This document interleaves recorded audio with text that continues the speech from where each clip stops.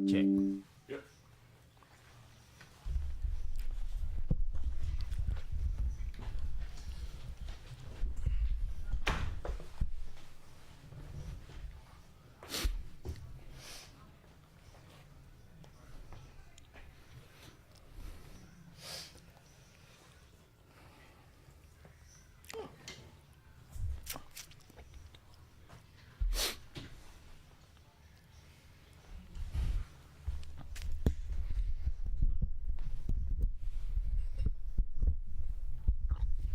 Yay! We started. Peak Style is live, coming to you a little late on a Friday night for Benji'S 510 game. Apparently there's a bunch of wrecks, traffic and shit. My name's Dan Simone. I actually have a pretty fun co-host tonight, Tommy Ho. What's going on, guys? We are the Drunk and the Monk. That's right. That's what people call us, and we'll be talking cards, Strategies. doing analysis, life advice. That'll be fun. Tommy's my mentor. I'm not messing around. But yeah, we got a couple folks watching, and that'll probably pick up. But who do we got tonight?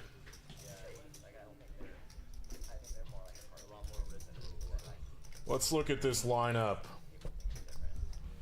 I got a man named Woodley.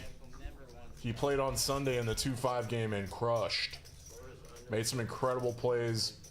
A very fun, loose, aggressive player. I think his VPIP for Sunday night was like 55%. No. It was probably up at 60 most of the night. So he sees a lot of flops. We'll play a lot of different combos and get in there and make some bluffs. And then we got the usual heavy hitters. Actually, that's a new face for me. Aces in the 2-seat. Have you played with Aces? No, I played with Woodley before back in the WinStar days. WinStar days? Yeah, he's been in the poker scene that long. Hell yeah. Pretty active player for sure. I haven't played WinStar in 8 years.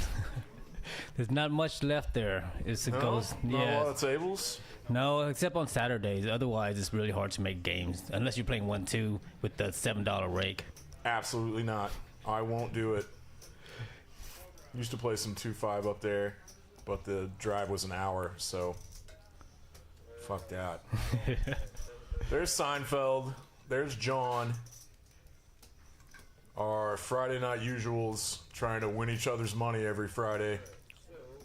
We're up to 6. Let's share this out. I don't have a big social following, but somebody does.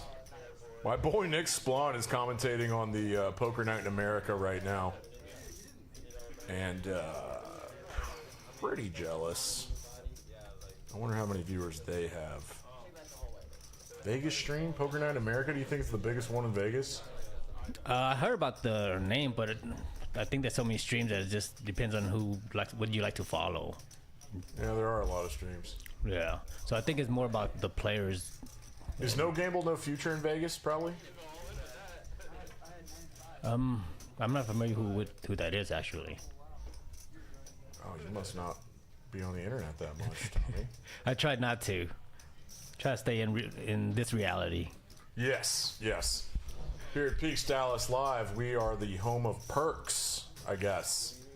Benji in the 5-seat, in his mandatory 5-seat, has his personal pepperoni pizza over there in the corner of the glass box that we play in. So tonight is Zalat, which Eric the provider buys dinner for us every single night. So right out of the gate, we see that they already playing the nip game already, and this is 6-handed. So it's a 6 max game. So we should expect everybody to play a lot more hands. And now we're combined with the nit button, so it should be a lot of action. Everybody's way wider. Yeah. Pre-flop. Mm-hmm. That's Elijah in the 6-seat. He goes by GTO Wizard today. Usually it's Lizard. Sometimes it's Geico. But his name's Elijah, so that's what I call him. We got two kind of trashy hands. Tommy, don't you love that flop for GTO Wizard? It's not a bad flop. They're still 50-50 with Woodley having the pair of sevens here. Yeah, I think Woodley will for sure call. Given a six max, people are going to be a lot more aggressive. Oh, I love he puts the raise in. He recognizes that's a good board for the pre-flop caller, but too strong of a hand for GTO to fold.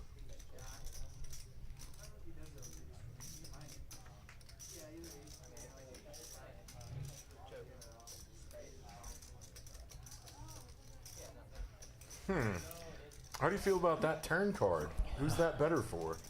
I think it's the board still favored the caller more, just for the ranges. I mean, the king, unless he's floating with a king flush draw.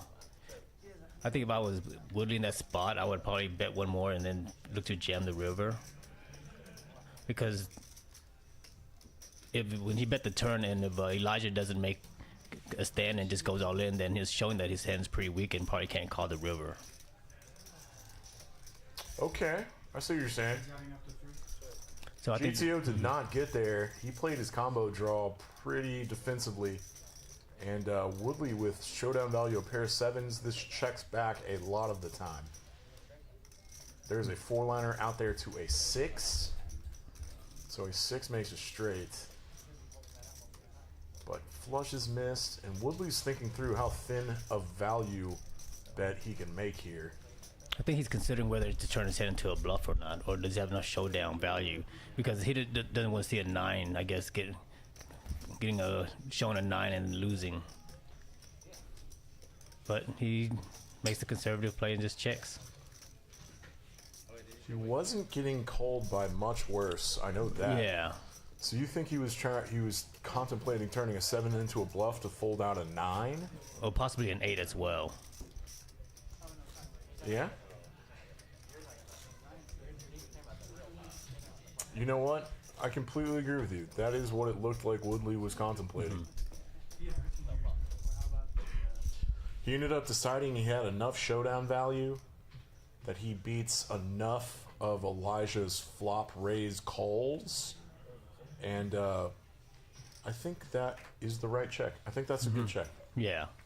I think it's right there, kind of 50-50. That making a bet is not that bad. It's probably the better play. Yeah, it can't be that bad. Yeah. I mean, getting check raised there, he probably puts a small bet in. If he gets check raised, he just folds. Yep. No big deal.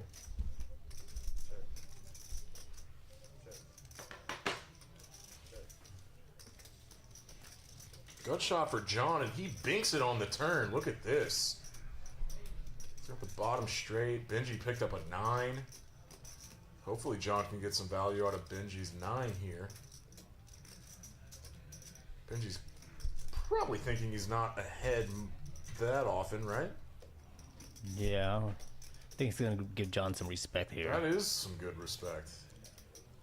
John does check a queen or a jack pair on that flop out of position pretty often.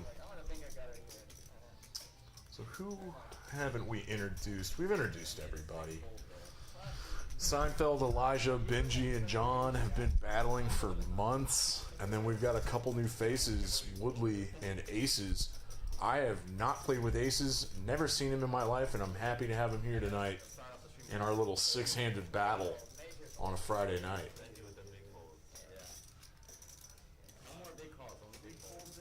Let's see, there's 3 guys with knit buttons left. Do you think El Jefe is going to show up? His traffic time is pretty bad right around now, right around downtown Dallas. Really? Mm-hmm. See. $25 straddles on Benji, King Jack offsuit.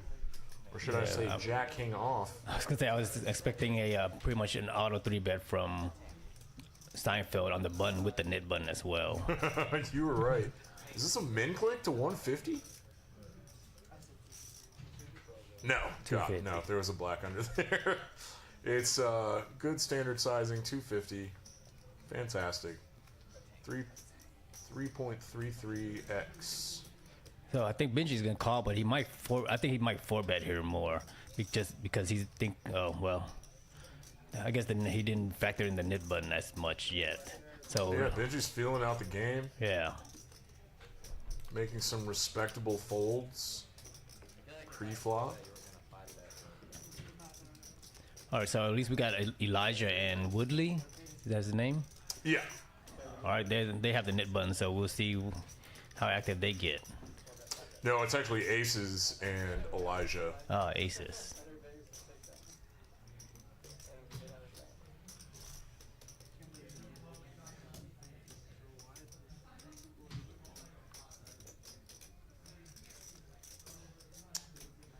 I'm really wondering if the nit button will actually factor into this because of the six-handed, because the aggression level is going to be so high already that really, I don't think people are going to try to take it that much more aggressively. So you think the effect of the nit game goes down the fewer players you have? I think so. That's not a bad hypothesis. I think that's worth doing some observation on. Because then with 6 players, you're just almost just gonna more often not just have to play your hands and just play positions and those variables, and those are enough for you to just pretty much be playing a lot of hands already. There's gonna be a lot of flops tonight that miss, just given that we're six-handed, and that means more bluffing. So GTO Wizard And in the hijack straddle with Jack High puts $50 and gets called by Aces. Pair of 4s now for GTO.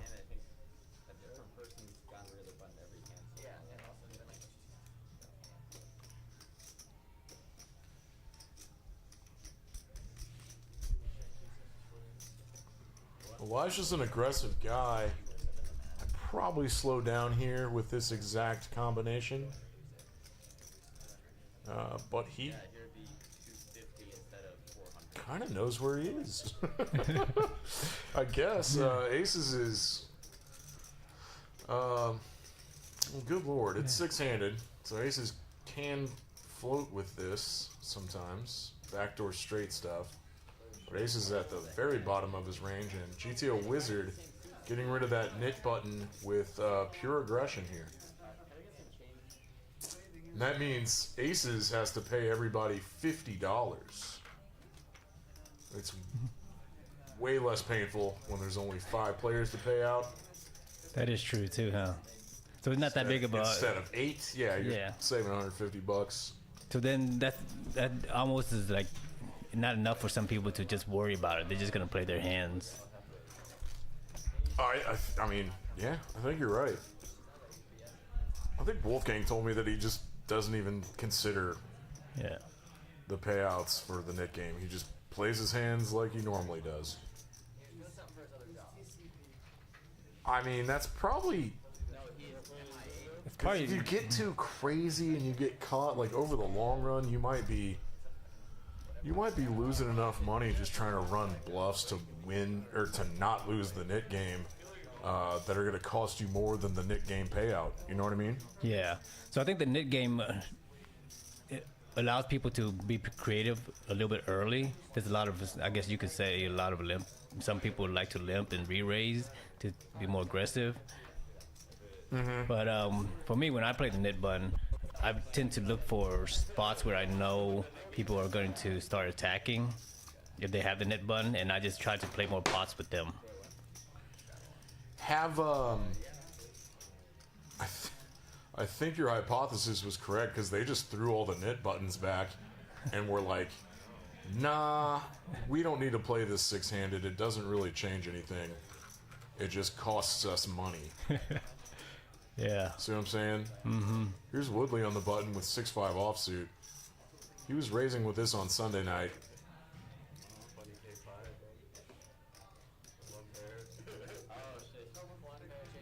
And if there's not a straddle on, oh, there is though. So Woodley is just with a limp on the button here. He does have a limp strategy, if I'm remembering correctly from Sunday. But no one else at this table really does. Oh, nice. I haven't seen aces play ever, so I don't know. Second pair for Elijah here.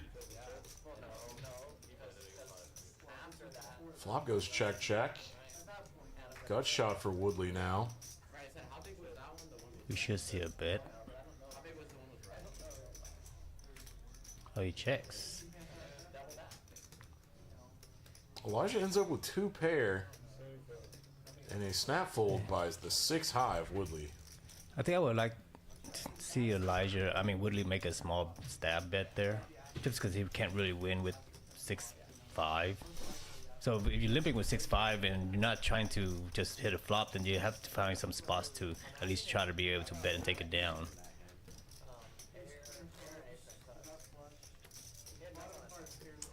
But I do like the limp. I try to incorporate the limp strategy myself, but it's mainly because I played the lower stakes where a lot of players limp, and you can see a lot of guys limp for $2, and there's a raise for 32, and a bunch of people call. So the raise amount is irrelevant. Correct. Yeah, that's a pre-flop adjustment down at the 1-2 streets.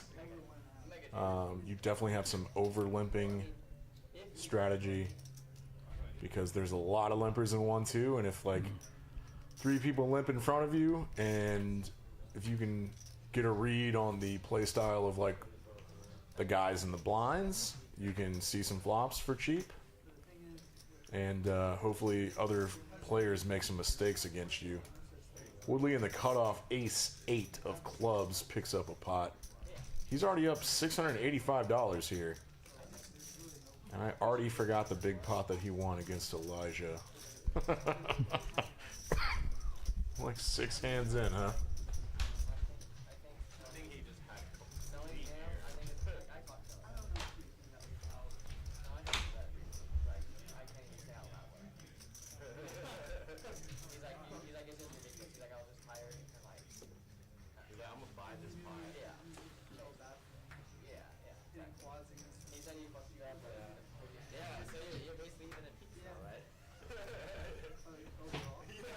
I'm gonna let you take this one. All right, Woodley with ace king. He's probably got standard 75. Oh, he limps now again. So aces raises with the suited connector 6-5. I think Woodley might be looking. So this is gonna be interesting if Benji 3-bets or This not, is fun. because then we're gonna This Woodley. is fun already. Yeah. Oh boy. Oh, Benji 3-bets Oh with no. Benji calls, then GTO Wizard Oh with no. the aces. Absolutely Yeah. cold 4-bet here from Elijah. Woodley's plan got a little weird now. You know when you have a plan like Yeah. this? When you, I think because of suited aces, he's just gonna go with it, and unfortunately for Woodley, yeah, he tells Terrell, he's all in. it's game time. This is bad news. Yeah, this is bad Yikes. luck. This is just bad spot, bad luck. Terrible, terrible luck. He blocks aces. Elijah just wakes up And this is right there, with the monster. and it's a perfect squeeze spot for Elijah too. So it looks really, it doesn't look as strong as it's as aces all the time.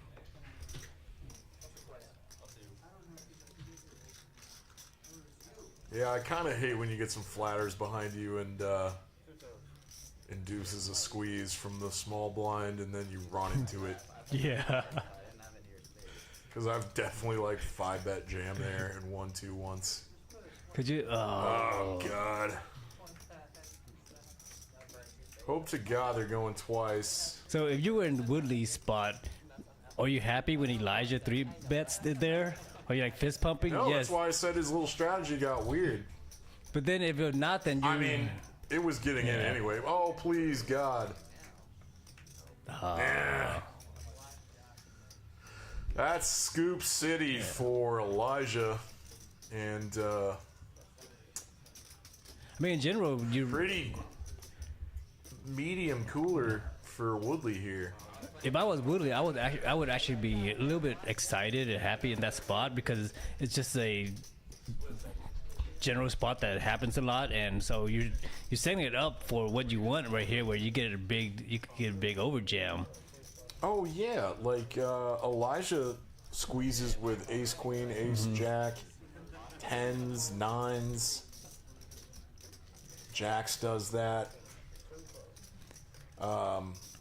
I mean, there's a decent percentage of the time that ace king suited is ahead, right? Or at least flipping. But running into aces with ace king suited is pretty rare. Shorthanded too. Hey DH, I see your chat, and yes, I am playing after. You should probably head up here. People have found out that I play after the stream. But you're drunk. Yeah. Totally blasted. Last night I played really well, but my VPIP was probably like 70. I punted once. I ended up down like 250, I think. So how many of the viewers are actually watching the stream versus trying to get a gauge on you? That's a great question. Get a gauge on how drunk I get through the 4 hours of the stream, and then make their way down here to catch a punt. Yeah. Great question, Tommy. Good to have you in here at Peaks Dallas Live. My name's Dan Simone. That's Tommy Ho. We are on a delay for game integrity. The drunk and the monk. Hell yeah. I told you I have that wedding tomorrow night, so I can't be hungover. And I just found out because this rehearsal dinner was right next door, luckily, that it's the guitar player in my band's getting married tomorrow. And we're getting up on stage to play a couple songs apparently. And I just found out, and so I don't want to be hungover. I'll let you catch us up with the action. Let's see here. I think aces raise and GTO lizard 3-bets on the button.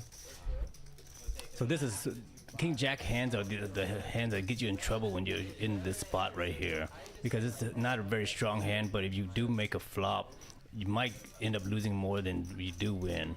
So I think aces should probably done a small 4-bet there, just to kind of get GTO lizard to define his range more. I think raise or fold spot for aces out of position there. Yeah. GTO wizard picks up the flush draw and bets that turn and takes it down. Yeah, like on that flop, it doesn't matter whether he picked up the flush draw or not. I think wizard really didn't have a chance to win that pot anymore once that flop comes, because he just wasn't the aggressor. And that's where in poker they say the pot tends to go to the aggressor. Oh, you gotta be aggressive. That's what I told everybody last night at the 125 game before it started. It's just like, turn up the that aggression frequency is gonna win you money. But then I saw a bunch of aggressive plays, so I think my little pep talk worked for some players last night. It was a great game, and it was boring as hell 2 weeks ago. Everybody's trying to get their stats up. That'd be cool. The next gen kids were on the lineup, and they both played really well. That'd be pretty cool if these softwares actually track players long term. That would be cool. That's not a bad idea for a software upgrade. Just have historical stats. You would tell everybody, just like, keep a consistent name, and then we'll track you long term. For sure. I think that would help. That would help a lot in terms of just viewers being able to follow a certain player. Yeah, because like Hustler Casino Live, they keep cumulative winnings historically from the stream, but it goes on like a different website. Seinfeld's pair of tens here puts $175 in, and sensed weakness all over that table, took it down. It's not very often someone has a queen there that checks to you, so Kind of semi-protection bet, let's get value out of some draws with a 10. Seinfeld's one of the stronger players in the city. I think that's safe to say. I also think it's safe to say that this is one of the hardest games. The lineup has definitely gotten harder, more competitive. So you have to actually pick good spots and positions, and just you have to actually play different strategies based on different positions, just because of based on where all the other players are positioned. So much more battling in this game. Yeah. Which is exactly what Woodley's doing right now with 10 deuce offsuit. He's looking for a very favorable flop, and Ace is in there with a very similar hand. I don't really believe John. So Ace, it seems so far, has been playing every single hand. I know. I love it. Mm-hmm. Yeah, we keep counter-selling this game, but hey-oh, there he is. Tommy, not Tony. Oh, the Tommy. We retired Tony for the year. What? You gotta at least have one more drink before the year's over. What about you, Dan? What do we have? I gotta stick to beers tonight. Oh, what's up, Woodley? Sure. Thanks, dude.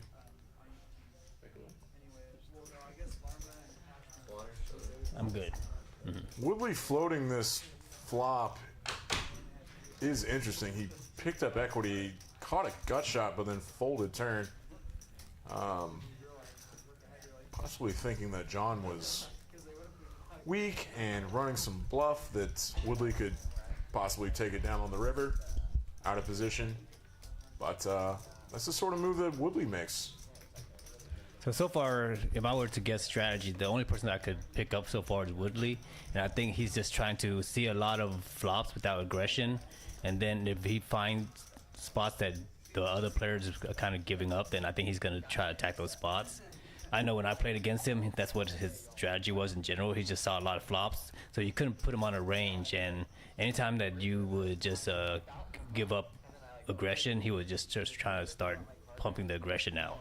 Yeah, if you showed any weakness at all or any passivity, he's going to start putting pressure on. Yeah, and it's not a bad strategy. 1-2-2-5, but these 5-10 players are going to pick up on that pretty quickly. Yeah, and they're not going to give up on the aggression. No. So of course, Benji, Elijah, Seinfeld, John, all very capable of withstanding aggression. And are pretty used to it, to be honest with you. But it would start running hot. That's when it gets fun. Oh, that sounds like last night. No. He played last Sunday in the 2-5 game. Mm-hmm. Yeah, I might as well bring that up now. We've started streaming 4 nights a week. Tuesday and Fridays are Benji'S 5-10 game. The highest stakes we play Thursday is a 1-2-5 to come in game with a dealer choice button, and then Sunday is a 2-5 game that the Next Gen Poker Boys started hosting a stream that's gotten really fun actually. These are all open to the public. You can get on the list on Atlas, and yeah, come play down here at Pix. Fun room. Oh, actually, my previous comment, I actually meant to talk about Aces, not Woodley. Oh, Aces. Yeah. He's the one that's seeing a lot I'm of still flops. trying to feel out his style. Yeah, well, the style, basically what I said earlier was actually applying to Aces, where he's just seeing a lot of flops, not putting up too much aggression. Yeah. And then just trying to see if he could find spots that he could just go all in and try to take the pot away. And my guess is he's going to end up sticking in with some kind of marginal top pair.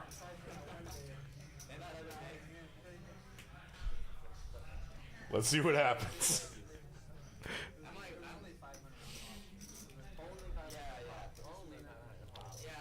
Some bold forecasting. Woodley's limping again. Inducing a raise by aces, punishing limpers with ace 8 deuce of spades. Here's a Seinfeld move if I've ever seen one. Puts the squeeze on. They both have 8 high. This pot's $700. They both have 8 high. Ace is not folding any hand pre-flop. Let's go spades.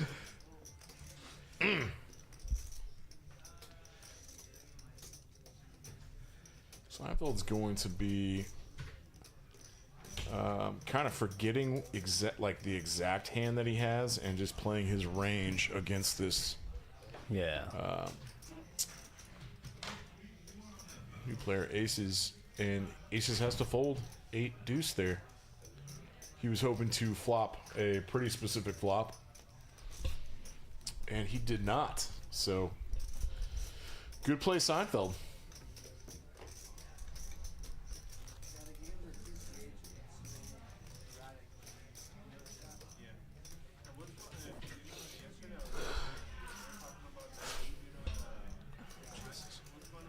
So given that Woodley is doing a lot of limping, I'm wondering where he's going to put the aggression on, because people who limp a lot, I think they tend to they target the turn more often, and because they'll float the flop widely, and then they'll like Ace's strategy, probably try to pick up weak spots and then try to take away an aggression.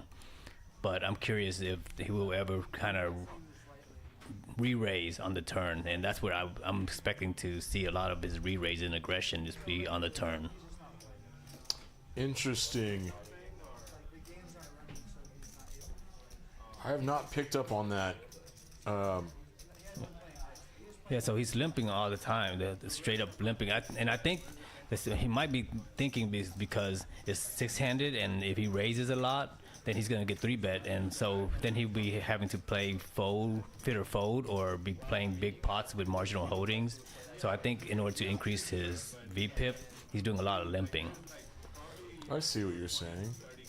That way, he'll, instead of facing a 3-bet, he'll just face a raise. And then he can call once he flops. And keep the stacks to pot ratio higher. So it's kind of like just pot control pre-flop. Yeah. Keeping the stack to pot ratio very high, versus like, for example, it's a $35 pot and everybody has $2,900 versus it being a $500 pot. Yeah, and you're right. He showed aggression on this turn when he picked up open-ended straight draw and took down a small pot. Mm-hmm. Do you think Negreanu, this is like a small ball type of strategy that I've heard about that I'm not 100% sure what it is? I think it's kind of a small ball strategy, right? I think it's an adjustment to the players, because you know there's going to be there's 2 players that's going to be 3-betting a lot, and I mean that's what this 5-10 game is. It's a ton of pre-flop aggression, and I know Woodley's a feel guy. I think he took a little time to feel out the players on Sunday. Mm-hmm. His first time playing on the Peaks Dallas live stream. Is that a restraddle we see right there? He's very adaptable. But Tommy, I'm gonna let you take play-by-play on this one because I already have to use the rest. All right. I think we have a restraddle from Aces. And Benji folds. Elijah folds.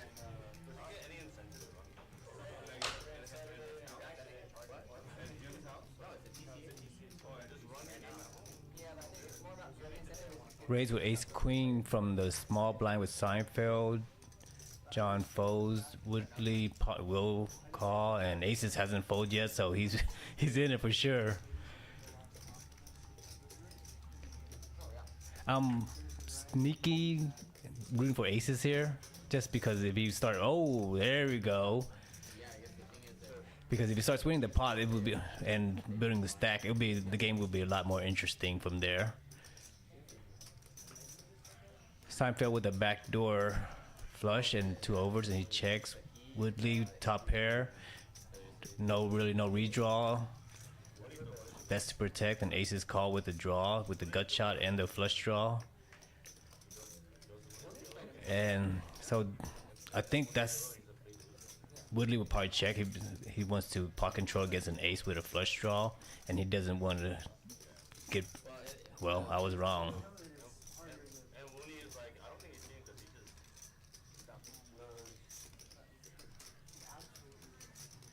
So he bets 900. I have a feeling Aces is just gonna go with this hand.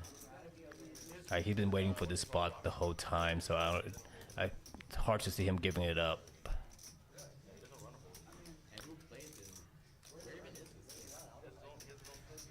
I think if he had about 1.1k, he probably would, or a little bit under 1100, or just around 1000, he'd probably go with it. But maybe because the pot is a little bit bigger than his stack, that he might. This is a 50-50 for him at this point.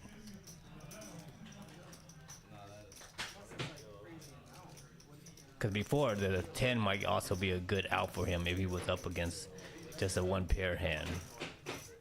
Alright, so Aces decide to give up and wait for a better spot.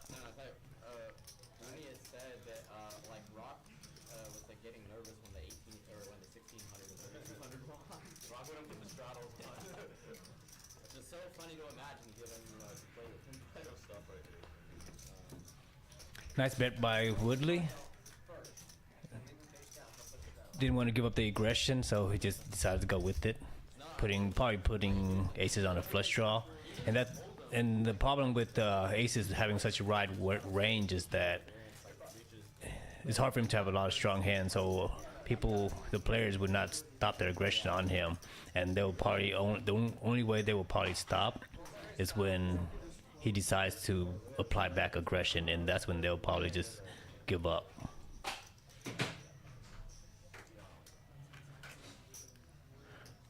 Benji with the hijack, ace queen. Well, in this spot, hijack is pretty much under the gun. So Benji first to act, and then GCO Lizard calls. Seinfeld folds on the button. John folds. Aces might jam here, but he can also call. It's hard to predict what he's doing right now, because he's trying to find a strategy still. So Aces does call.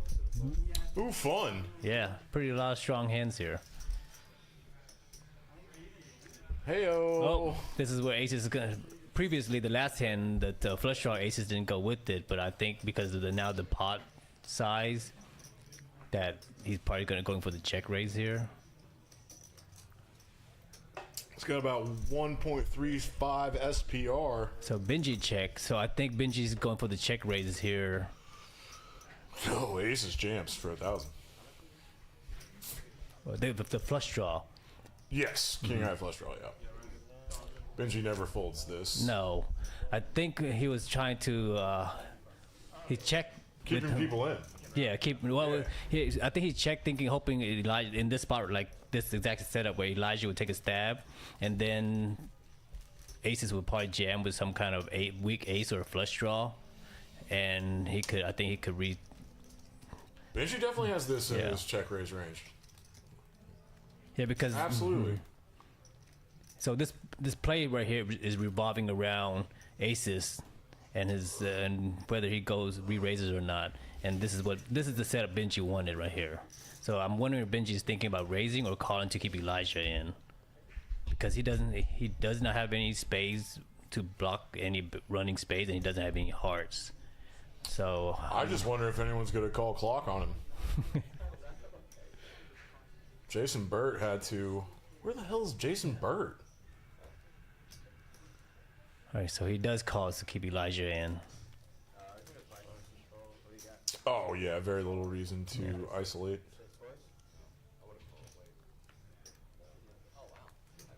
They usually go twice. That's what Terrell has indicated.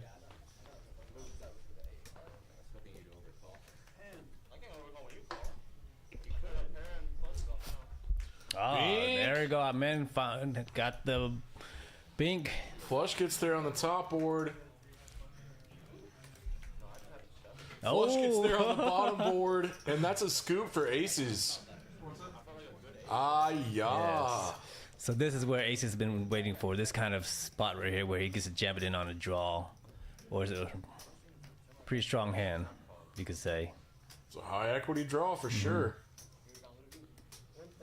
Let's see, seeing a turn and a river with 9 outs.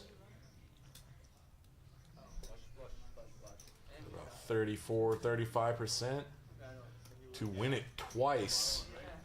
It's about 12% chance to win both of those boards. So getting pretty lucky to scoop that. And Benji can't be too happy. Never too happy losing thousands of dollars.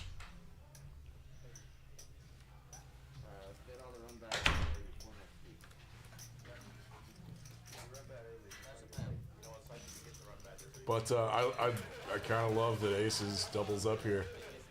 Yeah. You know? There was a previous hand. He was also on a really flush draw. interested to keep watching what he has to do. For sure. I was actually secretly rooting for him. So was I. And I want to make the disclaimer that I am not overtly rooting against Benji. I'm just rooting for a better game. That's right.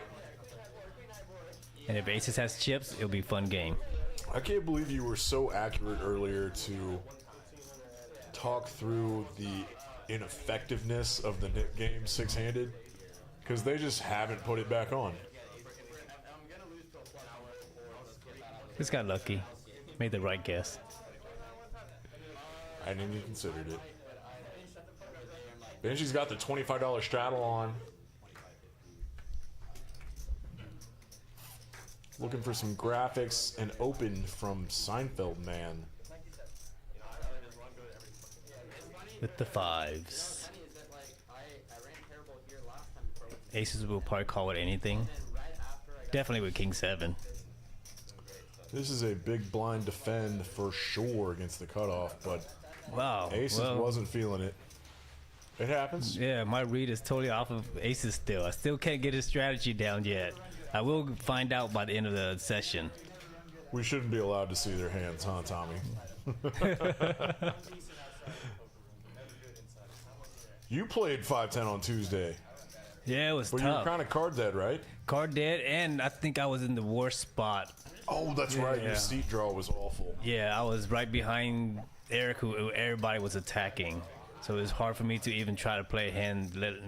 If Eric was in the hand, Everybody was attacking Hefe. yeah, Eric the provider. They were Yeah. attacking him.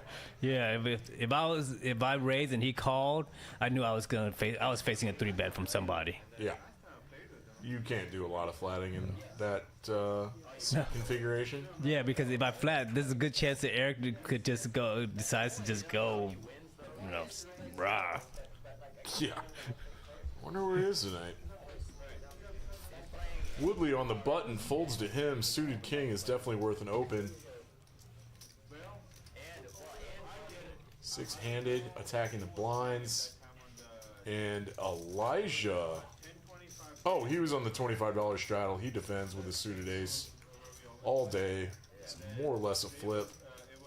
Pair of deuces for Lizard. So here we could take note that Elijah didn't 3-bet this kind of hand.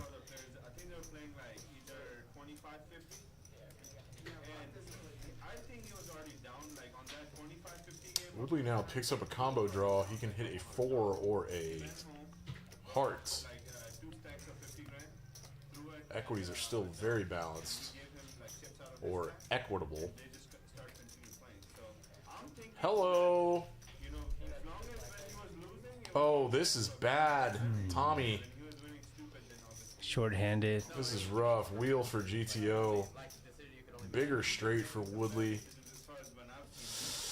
How often does GTO raise here? How often does Woodley have a 6? I think he's calling. Like, there's no value in raising. You call by sets in 2 pairs, I think. It's not enough, I guess, because... Bluff cut. He shows his ace. So we noticed that Woodley's starting to, like, we saw him limp with ace-king and pocket 4s, but he's raising with king-6. So he's raising with hands that, if you get 3-bet, you could just muck it. So any hands that he doesn't want to have to face a 3-bet with, I think he's going to probably limp with those hands. So it's counterintuitive in that he's raising all his weak hand and limping with his strong hands now. Is what his balances seem to be waiting towards. I follow you. It's interesting for sure.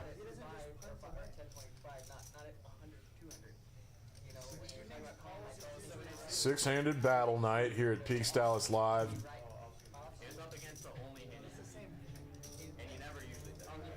I thought part of Benji's game was that he was going to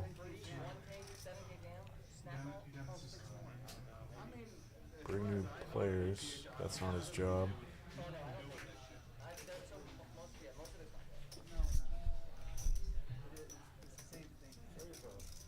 So Woodley raises with the 5-3, like so there's weaker range that he doesn't care about getting 3-bet. He'll raise right there. 5-3 falls into that set of hands. I hope these guys. I hope these guys let you commentate again after getting such like generalized long-term reads on these guys. Like they know I forget everything every night, but you're gonna use this against them. Except I'm getting old now, where I'm starting to have problems. I can't remember board textures in it with the suit with the board, and I'm wondering if it's just too many hands or is my memory starting to give up on me.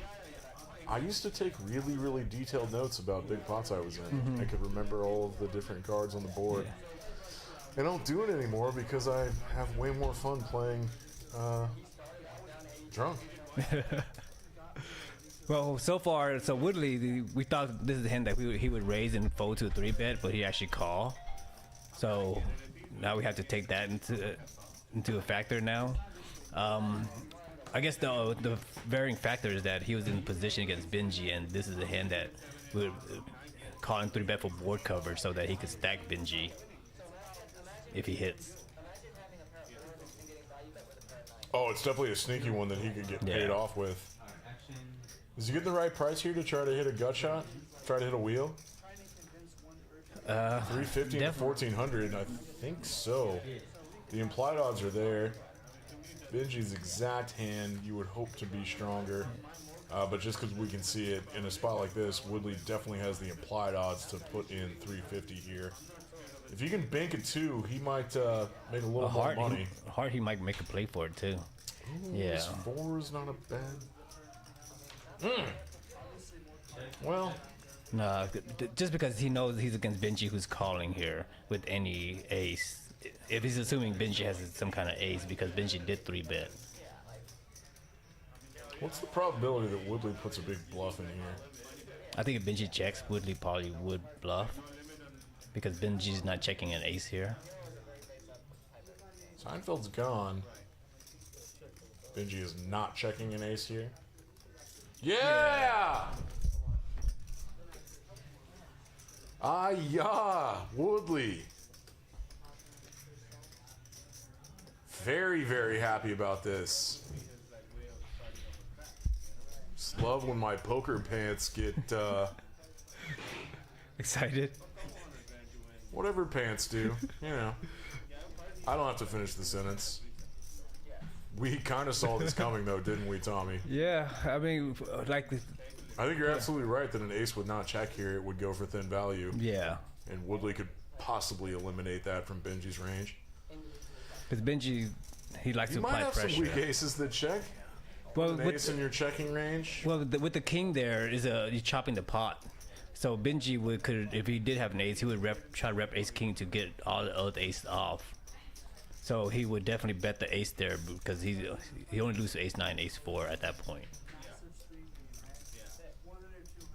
God, I look stupid in jeans. I just look stupid all the time, but put on jeans for the first time this year. Stupid In December? fucking party. Oh, is Man. it? Their little dress code for the rehearsal dinner right next door Oh, okay. It was said tonight. cowboy chic or something gay. Whatever. Tough call for Benji. Yeah, I don't think he's. I don't know how often. I don't know if he has any history with Woodley. That would change a lot. I think it's If just. Benji's played with Woodley before or have seen him play at all, this would change a lot for Yeah. Benji. I don't think because like Woodley could be betting any weak ace here, and Benji it would suck to flip call. I mean, we give credit Benji for tanking here. You know something's up. The only thing he could try to put Woodley on is the flush draw and just missed. put Benji all in. Benji had 2.2. What a bluff from Woodley. Nice Does he bluff. show? Oh yeah, he shows. Nice bluff.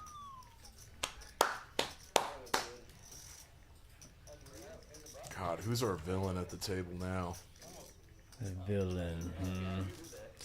In a town full of heroes and villains. Okay, so no one knows that song, but Benji ordered a Blue Hawaiian earlier, and some of the best bartenders in town had no idea what he was talking about. He's had this phase, like 8 months ago it was mojitos.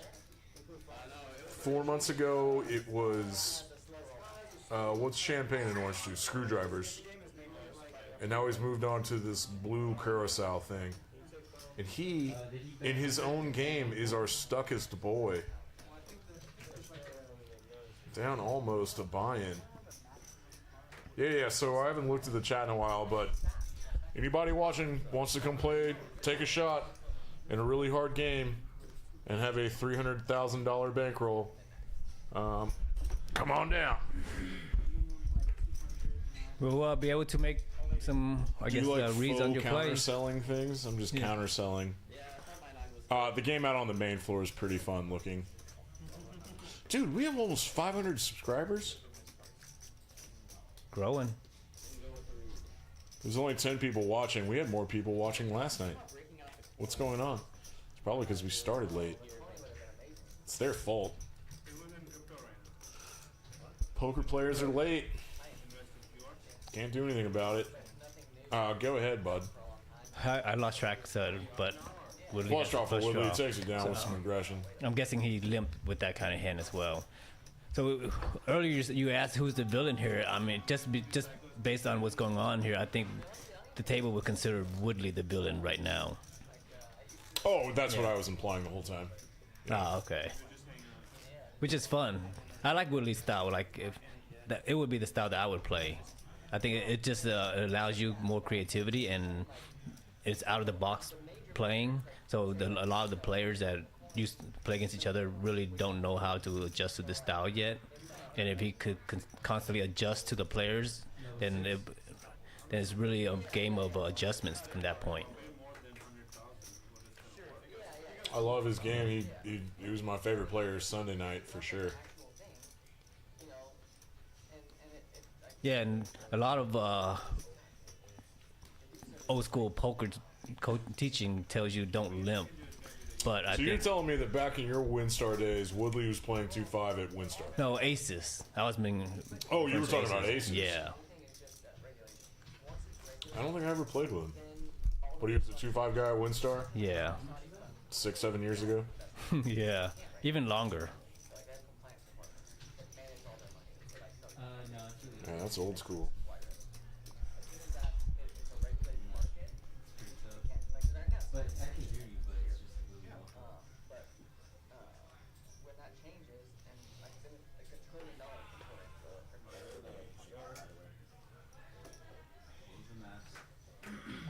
So I think it's a mandatory straddle game from what I'm seeing. Because I just saw Benji tell aces to put out 25. Did he tell him to? It looked like he pointed at him. And I don't think he's telling him to call. Or did he say, do you want to? Benji's a little dictator. Yeah. Wilson, the dictator, told him.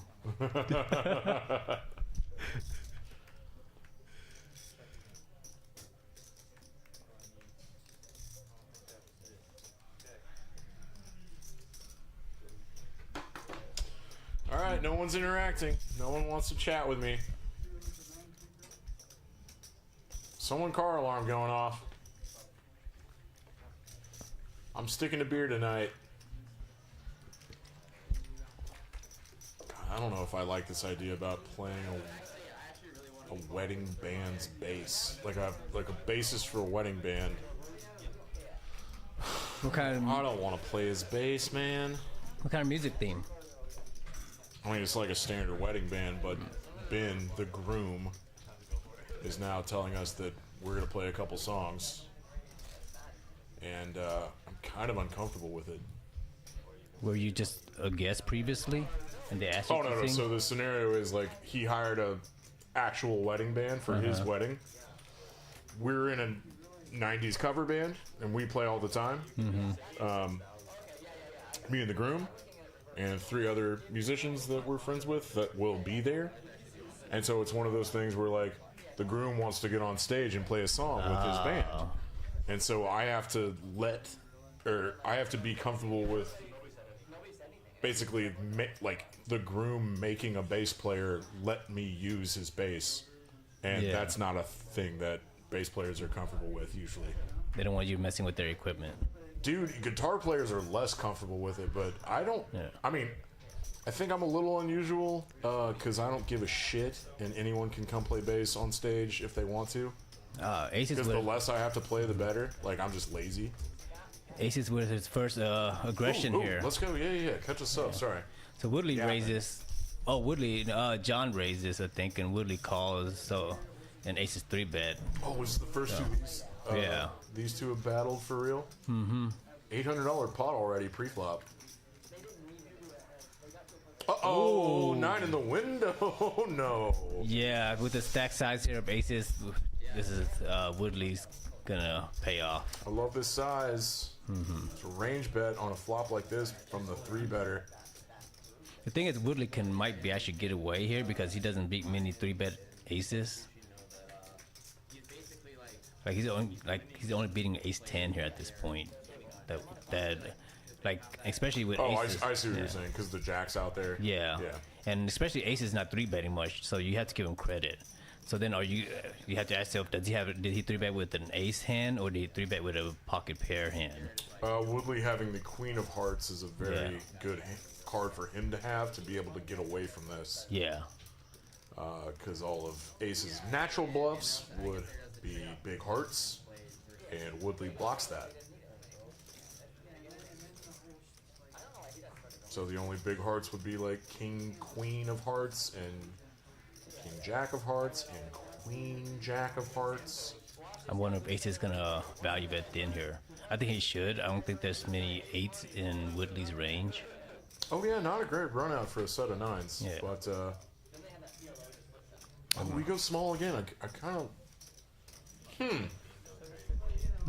Is he gets Ace called. a killer and just targeting an ace? Yeah. Oof. Yeah. God, that's So- perfect sizing, right? If I was in Woodley, here's what I would have thought. Like, is he 3-betting? This is his first 3-bet, so he has to is either big pairs or a big ace. And with the ace here, so you lose to Ace King, you lose to Ace Jack now, and you lose to Ace 10. And so with King, then you have to ask, what bluffs are you beating here? And the only bluff you could really put there is a flush draw, but you're blocking one of the strong flush draws. So you take, and then King's going to be running 3 streaks to bluff here. It's definitely not his best bluff catching candidate. Yeah, so I think there's so many variables where I think he could have got away at some point. Yeah, having that Queen of Hearts is awful. And just because he's facing, and the board texture, and he's facing a player that hasn't 3-bet, that's his first 3-bet. So you really just don't want to give, you should give him credit. Yeah, I love that Aces went for 3 streets Yeah. there. And small size on the river, targeting a big ace was just perfect. Yeah, I definitely like this small one instead, because a lot of players in that spot would try to overbet to rep a missed flush draw. Yeah. Yeah, but I like that. Oh, Aces, our man that we've been secretly rooting for is running on a heater right now. I think GTO Lizard's gonna fight. Well, let's see position. So he does. He calls, I guess.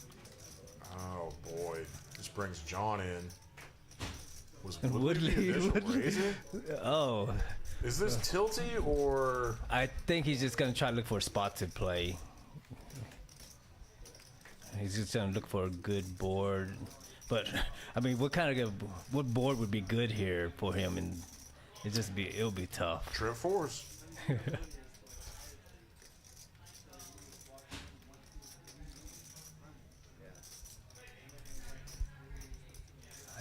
Aces should Pretty take this safe down. board 4 ways for Yeah. kings. Yeah, you're only worrying about. Yeah, he sizes up. Yeah. Hopefully we get called by clubs or a nice fat Yeah. queen. Nobody has anything to really call him with. Another big pot for aces. He's up to 6.2K. On a heater. Let's go. Let's go. And I think now that Woodley and Benji are stuck, and aces is our big winner. Wow, how did that happen?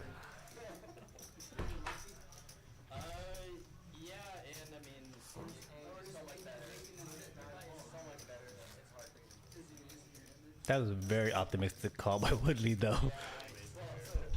With the ace queen? Woodley? Oh, with the 9-4 9-4 offsuit. offsuit. He's a laggy guy. He could have found a spot to take it down with a bluff, with an air ball bluff. Tough given this how many people called and a stack to pot ratio, and his hand just had no bluff equity at all.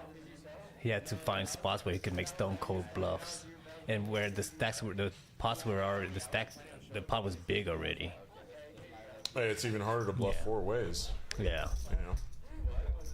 So Woodley with the sixes in the limping again.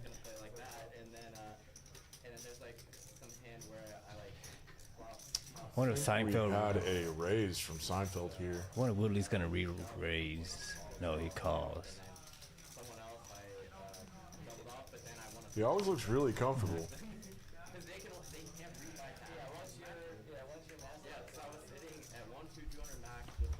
GTO Lizard calls too. I couldn't even bring it all to the 1-3 game when that started. 1,000 is the max there. Maybe it was 12, but is it 12 or? That's fun. Pretty dry flop. Two spades. Not a lot of straight draws would be in there. Snap fold from Seinfeld with backdoor clubs, and Woodley's got second pair. He's going to stick around and peel one. Now he's got a gut shot to a 5. He's definitely gonna peel another one. Probably could put in a raise. It's kind of a bad card for GTO. No, never mind. He wasn't the initial raiser. He was the flatter in the big Yeah, blind and then- that led flop. Yeah, so this donk leading range. That's a good card for a donk leading range. Oh, check. Taking his equity, sees a 3. No reason for GTO Lizard to bet.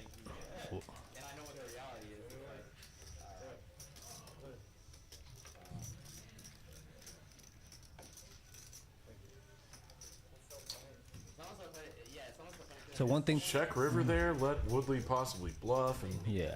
evaluate a bluff catch with Jack 10. Yeah, that's good. I'm just wondering if I had Woodley went all in again, would he have called in that spot? I'm just curious in that. Elijah? Yeah. Yeah, I don't know. But look at that VPIP. That looks familiar. 68% for Woodley. 6-handed. You gotta love it. Andy puts the double straddle onto 50. He's gotta get unstuck somehow. And I anticipate some pretty big pots as the night progresses. Unique New York. How now, brown cow? Classic Seinfeld squeeze. Woodley snap calls.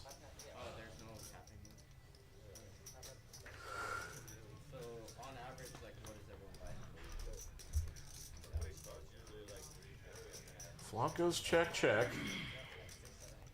2 overs for Woodley. Board pairs. Seinfeld's ace high is good. Still checking. I think he's gonna probably check through. I don't think Woodley's gonna take a stab here.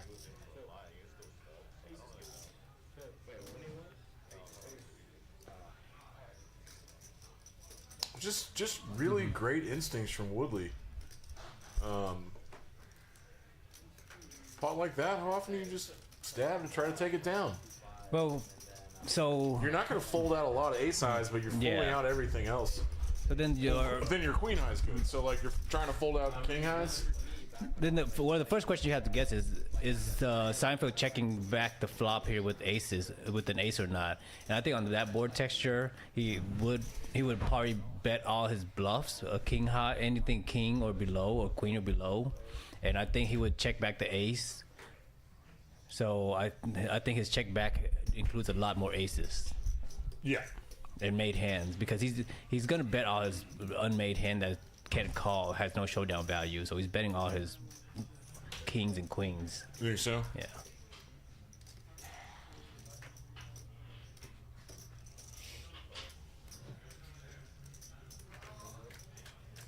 Woodley defending a straddle with another marginal hand. Gonna see what happens here. It's the fold for Woodley. We didn't even get to see him fold. I think Woodley's strategy is cool, but he does need to top off, because the problem with the strategy is that if you have a low stack, you're gonna end up getting your hand into a lot of marginal spots where you have to go with it. And at the same time, you can't apply much pressure. Whereas if you're deeper, because people can't range you, you could apply a lot more pressure. And so you needed a deeper stack. I agree.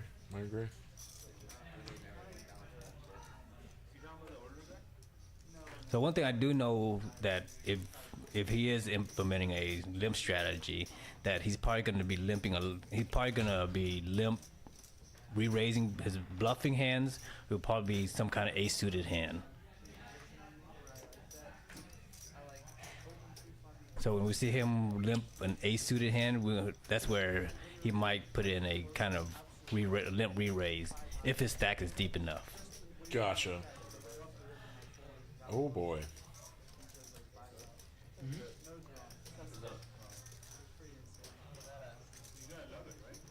So Seinfeld 3-bet here. I think he's gonna small c-bet.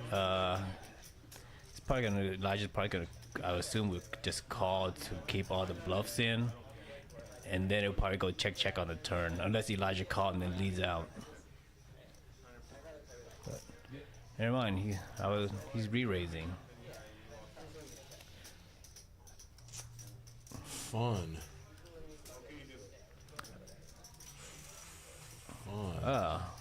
Seinfeld calls. Yeah, this could get expensive. Heart. Yeah, GTO has this locked up. So I think GTO, if he were to bet, probably like 1100, maybe 1250, sizing it up to. Seinfeld didn't even have to think about that.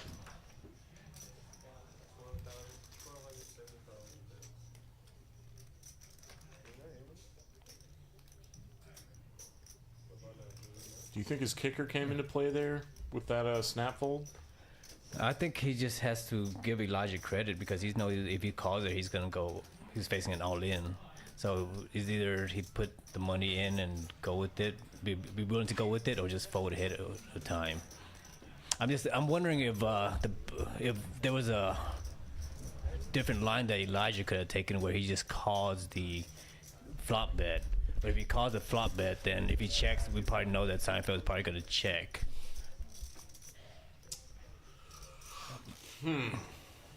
I'll have to think about that one. That was an interesting thought, though. Benji's on his second blue Hawaiian, or whatever the hell he said to Amber. I think if I was that hand right there, if I was Elijah, I would probably check and then see what Seinfeld does on the turn, because that way you could keep all his bluffs in and let Seinfeld bluff on the turn to rep the ace. Because if Seinfeld does have an ace anyways, he's gonna bet again. So, but if Elijah raised there, if Seinfeld doesn't have anything besides a flush draw or maybe a king, then he would probably fold. So he's not really getting any extra value from any missed hands. I don't think we've mentioned tonight that the 7 deuce game is on. Have we even seen a 7 deuce yet? Aces just folded one. Oh, okay. Yeah.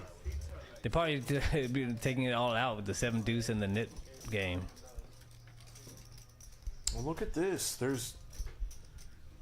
I don't really know how these numbers work out. There's 2 guys stuck 2,500, and there's only 1 guy up 3,000. The rake? Where did it all go? The mysterious unknown rake? No, I'm pretty sure our counts are off a little bit. Seinfeld has more than 2,500 right now, I'll tell you that.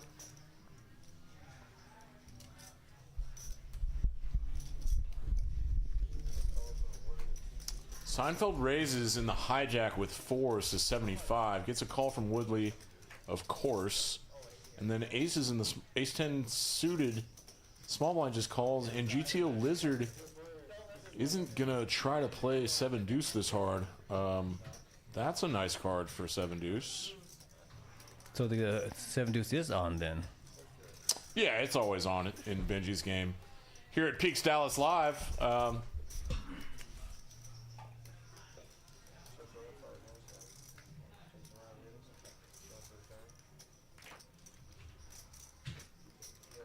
this hand could get expensive for a GTO Lizard. Well, he decides to pot control, so trying to get to the showdown, not trying to be aggressive with the 7 deuce. little $100 probe with a weak jack. Does Elijah know the game's on?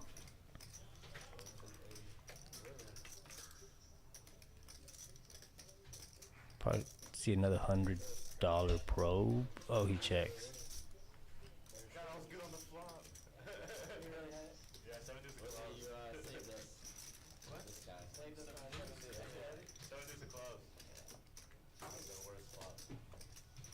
So Woodley's at 68%. You think he'll get up to 70?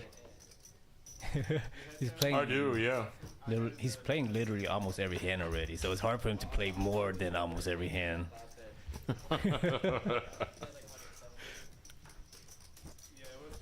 We got a couple guys that are under $3,000, surprisingly. Yeah. The buying structure for this 5-10 game is 1,000 to 3,000. And these heavy hitters, yeah, there goes Seinfeld. He's topping up a little bit. Yeah, it's funny, with less people, you get paid less, but it's also easier. Yeah. It's like kind of proportional. Yeah. Proportional goes up for every player. You make more, but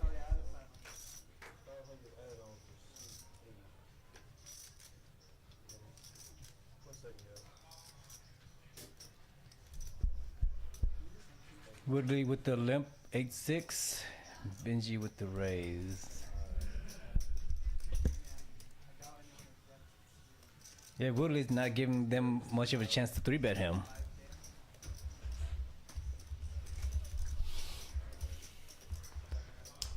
Do you think like a counter strategy to this, if Benji starts recognizing what's happening here, that Benji just starts sizing up?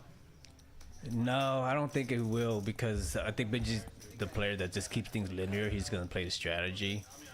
Because if he size up, it really doesn't matter much. So the only adjustment Benji can make is just size up when he has really big hands and just go small when he has smaller hands, and just be the initiative still. Keep the initiative. Mm-hmm.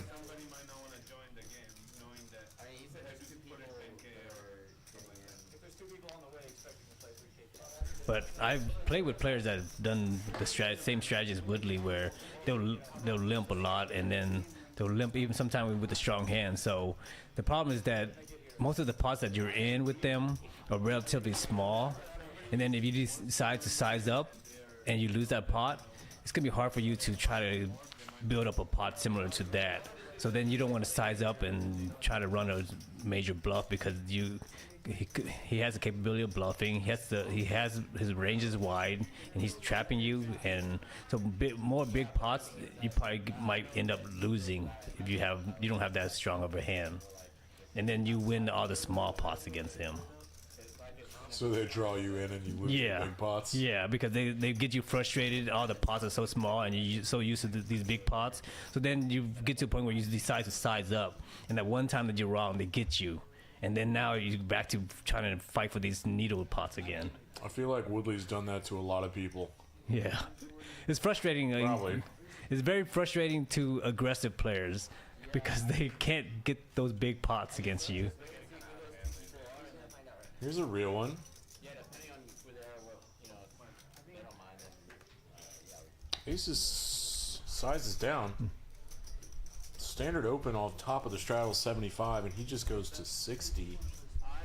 I don't know how significant that is, but he got 2 worse hands to call him. My guess was that he's looking at Benji in the blinds, and maybe looking at facing a 3-bet. Let's see here, or he's in the cutoff. I think Benji would have position on him.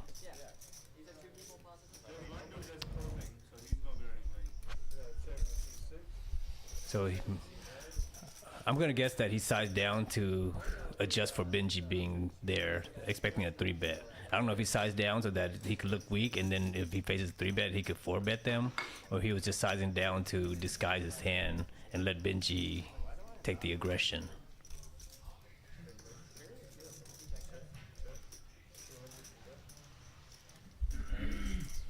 Clubs get there. Ace King turns an ace for aces. His poker name Aces starts to get confusing when we're putting his name up against a lot of the possible hands that he can have. Yeah. So Aces has Ace King, and he turns an ace and has top pair with aces and a kicker of a king for aces.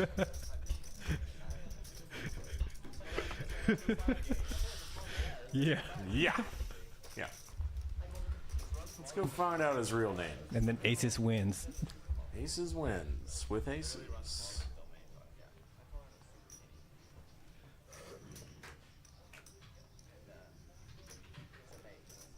Now he's got 4s. He limps with 4s at 25. Benji never limps with ace jack of hearts. I'll tell you that right now. So Benji goes to 125. I think so. So far that's been Benji's standard, regardless of whether there's a limp or not. Look at this. Oh boy. Yeah, this is where Woodley's. So the only problem is that Woodley only limp re-raised, or he only re-raised twice. Using the straddle this time. Yeah. It would have been very interesting if he got aces and limped here. We know. She definitely has taken account of how often that Woodley has just flatted to a raise in the straddle.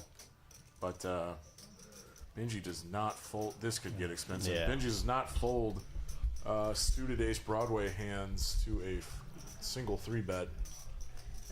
I haven't seen it in a really long time. I think Benji. What a check from Woodley.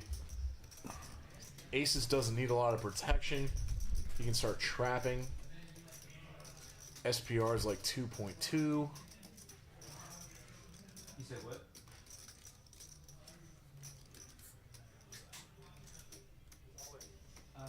What's he wanted? Added 4,500. The problem with this line is that if he calls here and he checks the turn, Benji might actually check the turn as well. No, he just rips. Oh, he ripped. Yeah. This Yeah. does look incredibly strong. There's not enough bluffs here. Yeah, but I mean, if he gets called, it's just he got. I would say that he got lucky that Benji got the jack.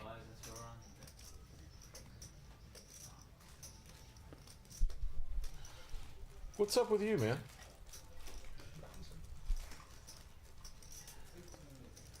I think this line is super strong. Where Well, I know that Benji is getting everybody to leave the table. That started to happen recently. yeah, They know when Benji's about to take like 5 minutes. This is a spot that Benji could take his sweet ass time with. Is that a lipper? Does Elijah have lippers? what are lippers? Oh, like a nicotine pouch? Ah, okay. I've started trying to smoke less. Woodley, like Benji could actually get away from this because Woodley's line is just too strong here.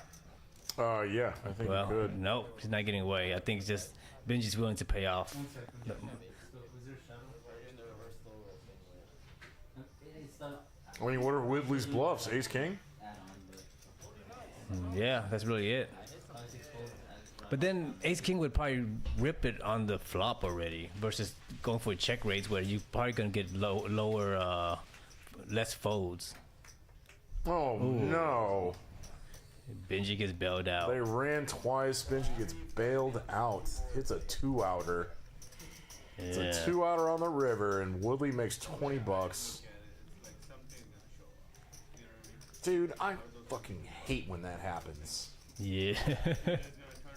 I don't play this big that often. Especially now that I'm just on the mic all the time. But I'm a once guy. And I announce it, and then people can talk me into going twice, but then I'm just like, it's for you, bud. I'm just being nice. But in spots like that, if you say that you're a once guy and you know that you're just crushing your caller, I don't know. I'm kind of a shithead. I think the only variable that you want to, whether you want to keep running once or twice, is do you care that people will more likely shove on you with draws more if they know that you run twice. So it opens you up to a lot more semi-bluffs because people are like, oh, well, It I opens get, you up to more semi-bluffs if they know you run twice. yeah, because they're like, oh, I get to run the board twice. I got to draw. I'll see 4 cards. Let's rip it. But they know they only get to see 2 cards. Now they have to reconsider more. Oh, I definitely do that to people that I know run twice. Yeah.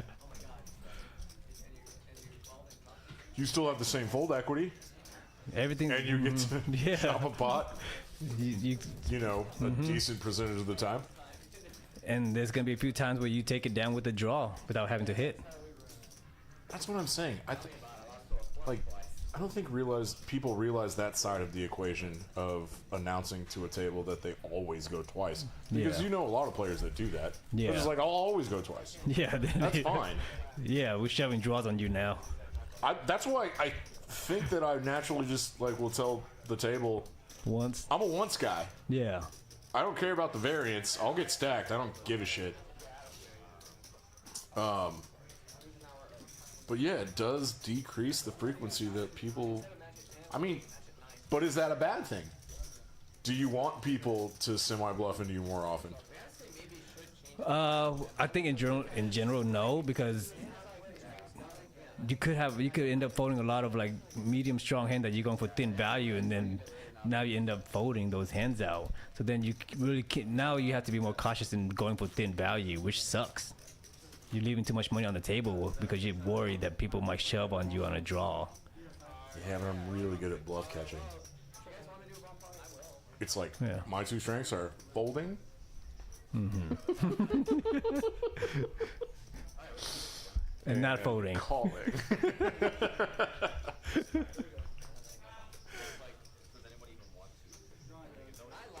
This is Peaks Dallas Live on a Friday.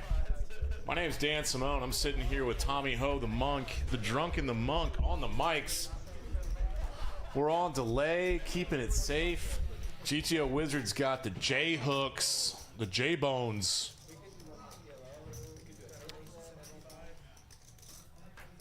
Standard opens for sure. Surprising fold from Seinfeld on the button. Unsurprising Maybe call not. from Woodley. Were you surprised by that 9-10 offsuit fold? Are you surprised by this flat from aces? Nope. Because we know Woodley and aces aren't 3-betting a lot of hands. The 3-betting's not in their strategy. It's interesting. Are they shot taking? Is that a motivator to play small ball? Well, no, I don't think Woodley's shot taking. I think this is his strategy. I think this is how he likes to play, and I like it.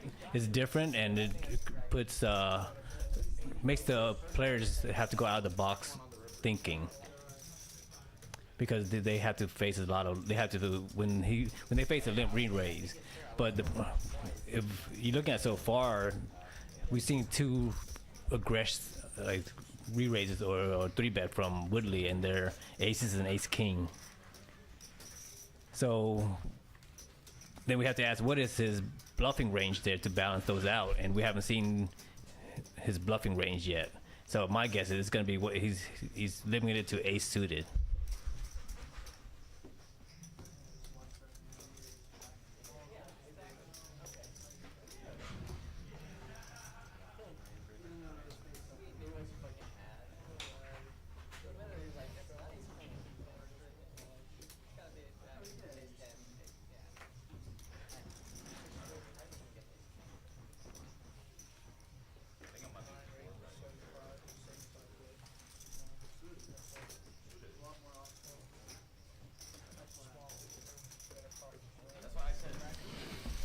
All right, John raised and Benji called in the straddle. I'm surprised Woodley fold. He had a queen.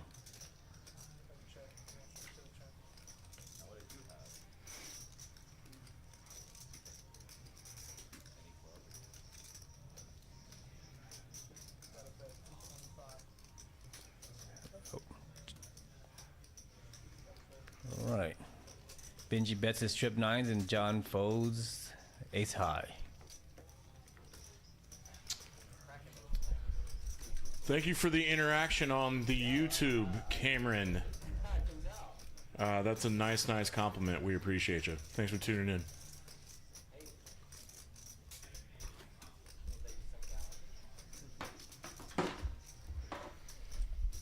It is nice to have Tommy Ho in the booth once in a while.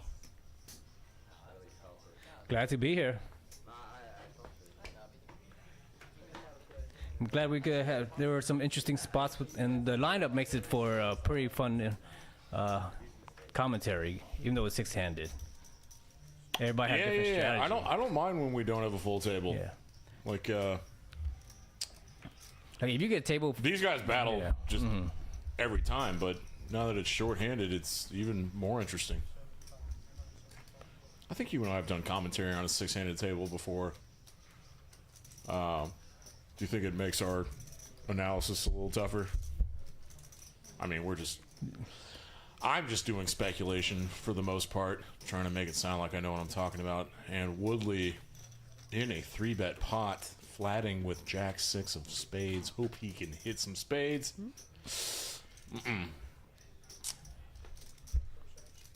That's a rough spot for John. Maybe not. Benji in front of 2 players. Was he the initial 3-better? yes, because John was And in John the just cutoff. flatted? No, John raised, and I think Benji 3-bet. Yeah, John was the Cutoff. person that made it 75 to start with. A heart come out here will be interesting. Yeah, I think that will call it for John there. What an action killer. Yeah, John's not hero calling at this point. I don't know if an ace on this turn slows Benji down. Does John's flats I don't think an ace have a lot of aces? it could, but I A don't lot of think ace X hearts. Benji's slowing down here because he wants to be able to bet when he has the ace. So if every time if the ace it slows him down, then it kind of really sets him up for being exploited because then they know if he slows down on ace. So Benji's Oh, I trying to hate doing that too, unless I'm checking an ace here sometimes to Yeah. be trappy. I mean, when Broadway comes in and there's 2 flush draws, putting a medium ace in your checking range isn't the worst idea. yeah. I think. Not a solver guy. Even though I should be. I think that's based on player strategy, and I think for Benji, he wants to keep that image of aggression. Like anytime the ace comes out, he's betting, so he doesn't want to ever check an ace. Good fold, John. Read the situation well. Tough spot, tough run out. Woodley's to his wad. Flipping some wad. That's what I call that. It's not like flicking. Oh, never mind. I can't. Danielle usually watches these.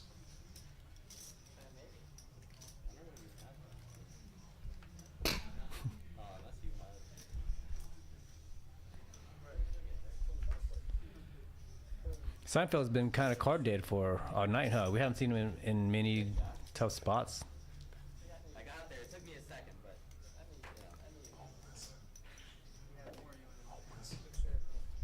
Here's his bet. Aces mixing it up with ace 4 offsuit. See, I don't like calling him that. Can you go find out his real name? Luke, do you know his real name? Abdul Jabbar.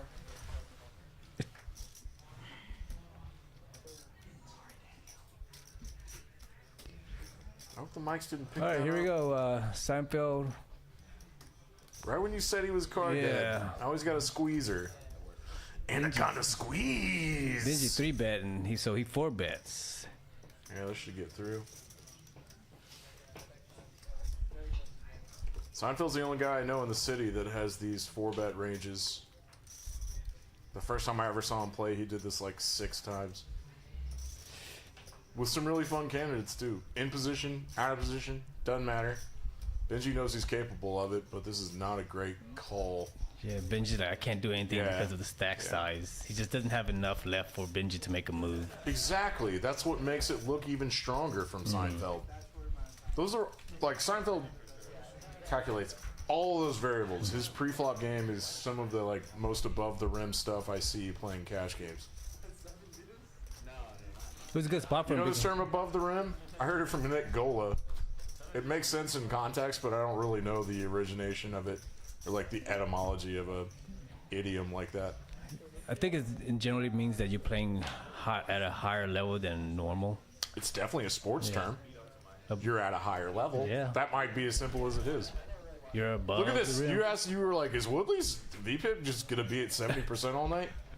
We're 38 hands in. I know it's a small sample size, but yeah, it's 70 legitimately. 70? It was at 68, so he managed to get up to 70. I know, it's crazy. I wonder if this is his mission. Is what's the highest VP I could get it up to?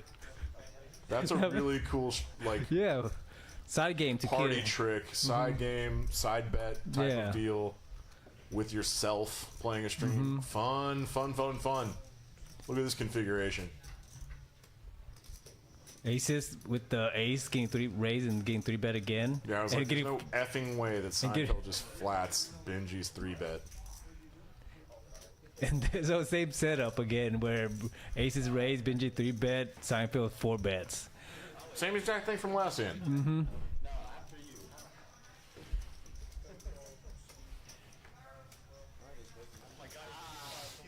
Takes down this dead money again. Who doesn't love 415 bucks? Didn't even have to see a flop, and Joey is finding his flop cards.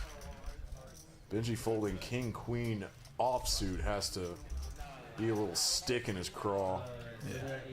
I think in that spot, Seinfeld is definitely going to open up his 4-betting range because he knows Benji's probably trying to isolate aces. I mean, he did it last time. Yeah. Did it last hand. Still don't know how the cumulative winnings.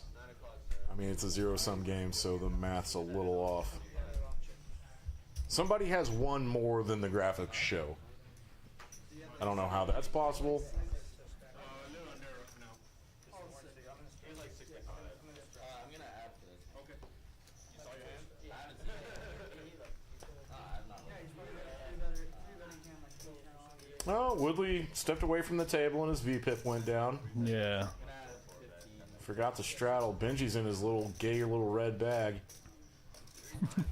Love you, Benji. I'm gonna get canceled, aren't I? I had to wear jeans today. Yeah. So you're excused. Thank you. You're not yourself today. Thank you.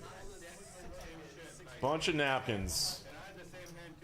Hand 50 or whatever it was. Bunch of napkins. I want to start coming up for good terms for everything. There's a good term to find for a hand like that. Hand 41. 39? 40. This is a pretty big game for you. What's that? You want to add on that stuff? No, hey. Seriously. Lukey, explain these cumulative winnings to me.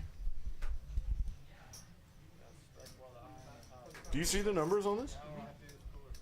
It's the same 6 guys that started.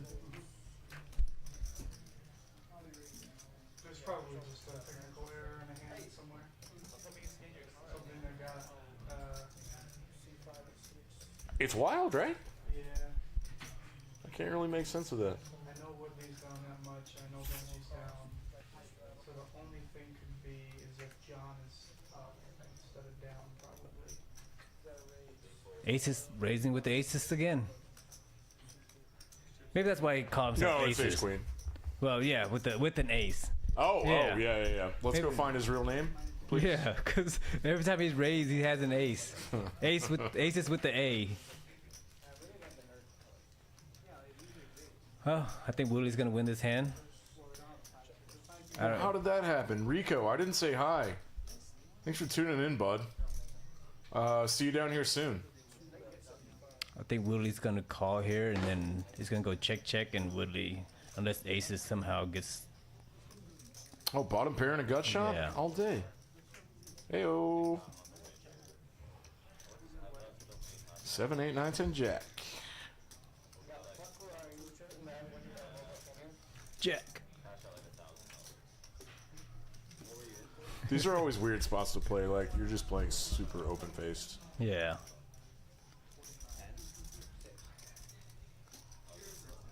You just gotta make it look like a bluff sometimes. I mean, that's like a really respectable nah. size. I would have. He's just targeting a king. I don't think even a king would really call there. I think if he were to target a king, he should have gone like maybe 115 or 125. Is it optimal just to polarize your ass off there to like try to get bluff caught? No, because when you do that, you want to find a spot where the opponent actually has some kind of calling range, and I think that in that spot, like polarizing really doesn't work Hey, there. Lukey, could you ask Amber or Juan for that? Thanks, bud. Like most people, when they want to polarize a spot, is when a missed draw on the river. Like there's a lot of missed draws on the rivers when people want to polarize their hand. But like a 4 to a flush and 4 to a straight, people really don't polarize. So and people don't bluff catch that often either. So I would So that rather, means you should just go smaller. yeah, Get crying calls from pairs. yeah, and then maybe open people up to some kind of goofy bluffs. Yeah. And do something weird. Yeah. When I like one big, Yeah, I like that. I like that. Pair of fours for Benji. John has the most equity here with diamonds. 2 overs to pair of fours.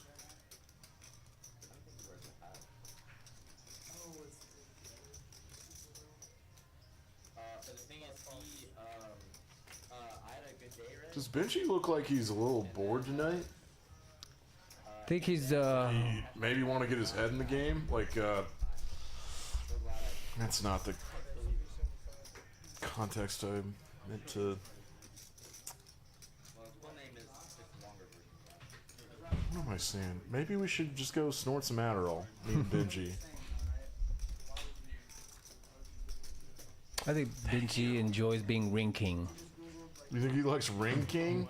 He enjoys being the ring king, so he's just trying to be the ring king. And you know, when you're playing 6 max, of course, it's easier to try to be ring king. Is that the same thing as table captain? Is that what you're saying? Yeah.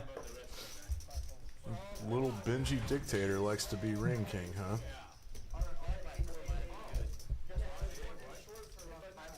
Ace is up a buy-in. Woodley down a buy-in. This could get fun. I don't really know like how Woodley's strategy changes when he's stuck. His VPIP's already at 70. Like, what does he do now? You know? Play more hands. There's different Oh, kinds they of brought the tilts, mid but one if, now. like, Woodley's VPIP goes down. Him trying to get unstuck by tightening up would be a kind of interesting adjustment. Know what I mean? Yeah.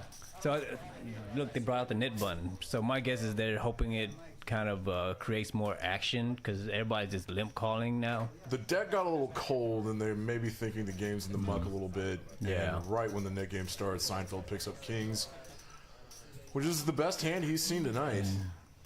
He wasn't already doing it, but now he's gonna start. Oh boy. 1 cost 75. 2 cost 75. When you're on the button, you can do more flatting. I know that. I heard that on the internet. Benji thinking about a squeeze here. I like that he didn't. but I can see everybody's hands.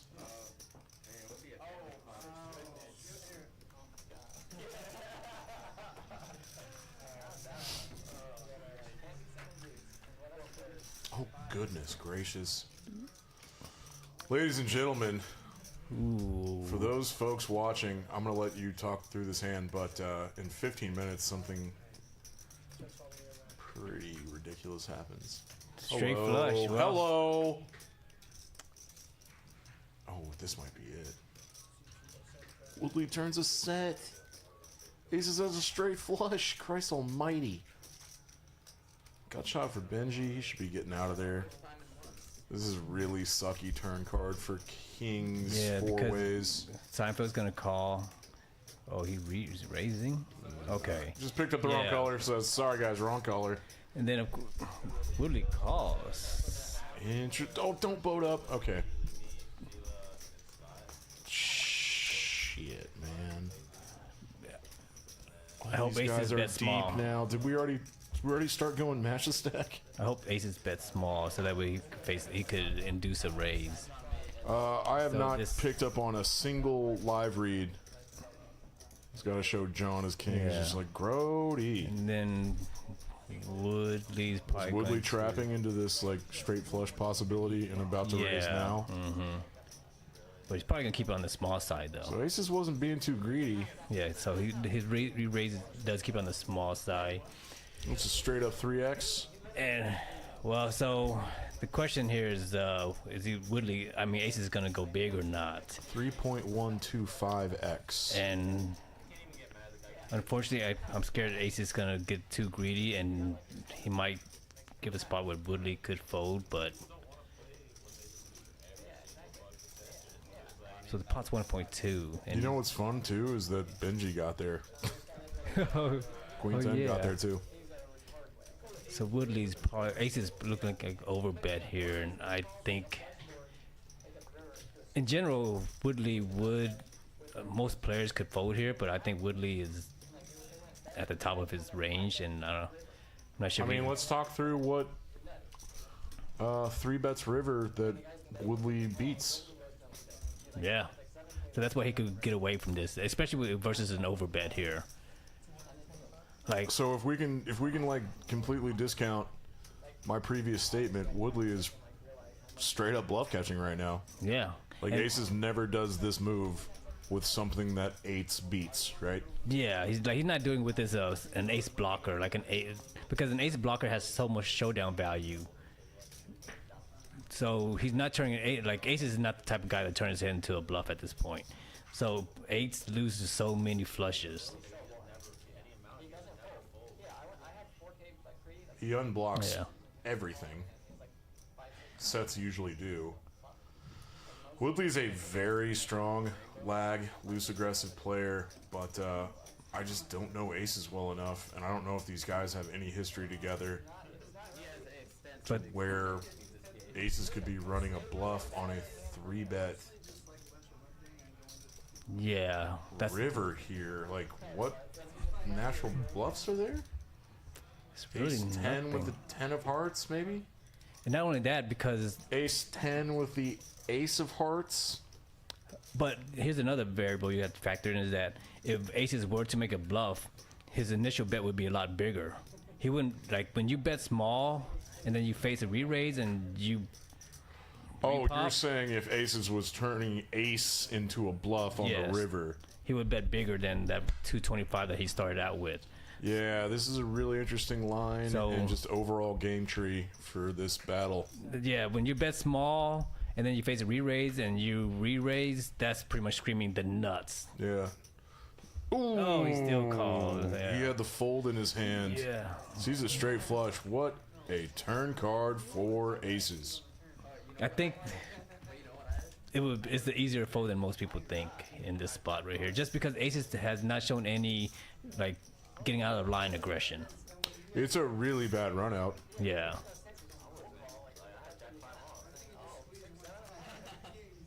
Ace is running good. Right at the right time.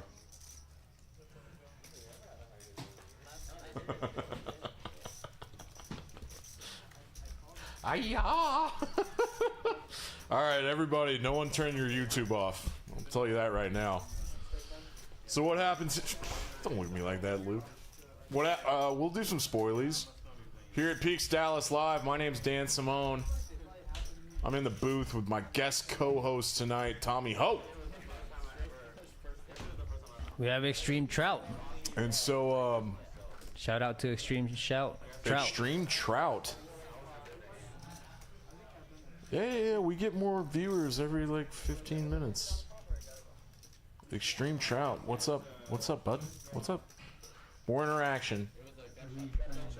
Kind of small potatoes tonight, but we love our potatoes. Oh yeah, and so us in the booth here, we got a guy working software, running the graphics. He can see the bet sizes in real time and shit, but he can't see the revealed cards. And you and I, Tommy, are on delay, so we are seeing the revealed cards from hands that happened 15 minutes ago. But we are live, and trip sixes for Elijah. Open-ended for Woodley. Ooh, fun. This could possibly get expensive. Well, I don't know. Slow playing. Elijah's slow playing. Yeah, it's a weird line because he raised pre-flop and then he checked the flop. Well, that is a weird line. Willie's gonna take his equity, realize it, and he does not realize it. I mean, he did realize it, but he didn't hit his hand, so.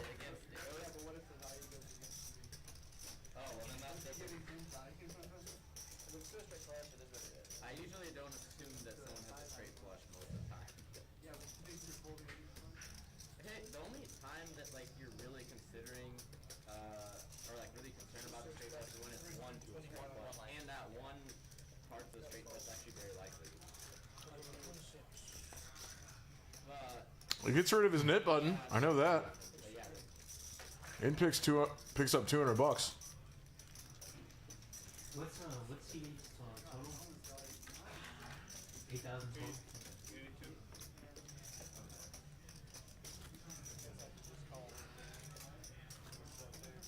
There's just some missing money that I can't Yeah. account for. You see that? There's an extra $2,000 somebody lost. So That I'm didn't go into a green stack. Yeah, so I'm assuming somebody topped off and that it didn't get recorded.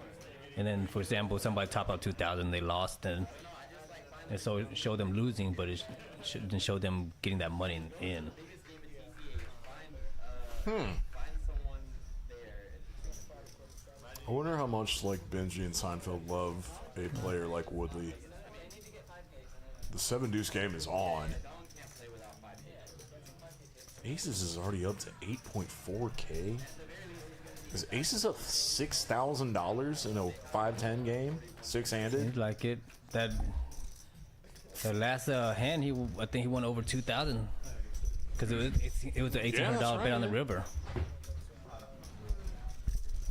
Pay the man. Everyone give him $50.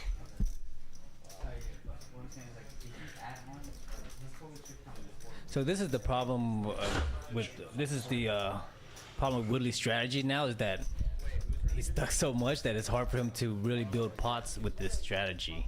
So in order for him to do this, he has to do a lot of limp re-raising or a lot of limp calling and then check raising or re-raising a lot with a lot of bluffs, because he needs to be able to start building pots now, and his strategy doesn't really allow him to build any pots. So all his pots is in unless somebody raises. It's gonna be small. I know, it looks really strong if he starts trying to build big pots. Yeah, so he's not gonna get any aggression. He's not gonna get any much action from when he raises. Yo comprendo. Big 10, what's up, big dog? Good to see you the other night. And look at that. We got Shada in the chat. Crazy Shada. What's going on, Shada? Long time no see. Yeah? When are you coming back to Dallas? Gotta get you on a Thursday night 1-2 stream, so you can chop up those dudes on the table.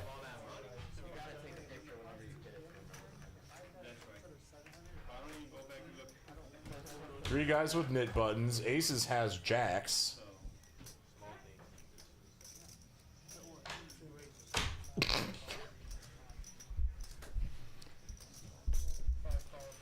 Benji calls with the threes.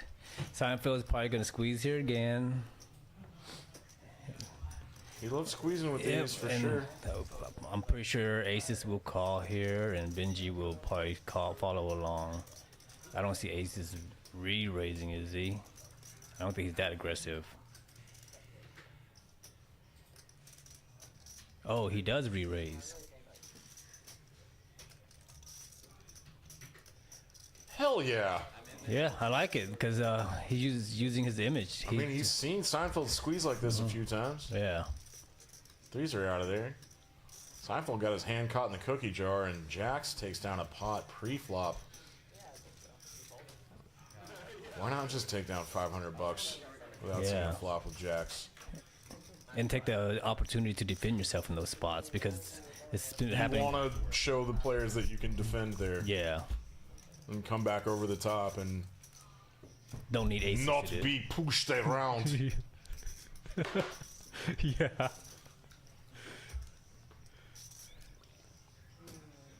Quite a bit of money on the table for a 5-10 game six-handed. John's short stacking it right now, relatively. Elijah went card dead. I don't like that. He does some of the most fun things I get to talk about.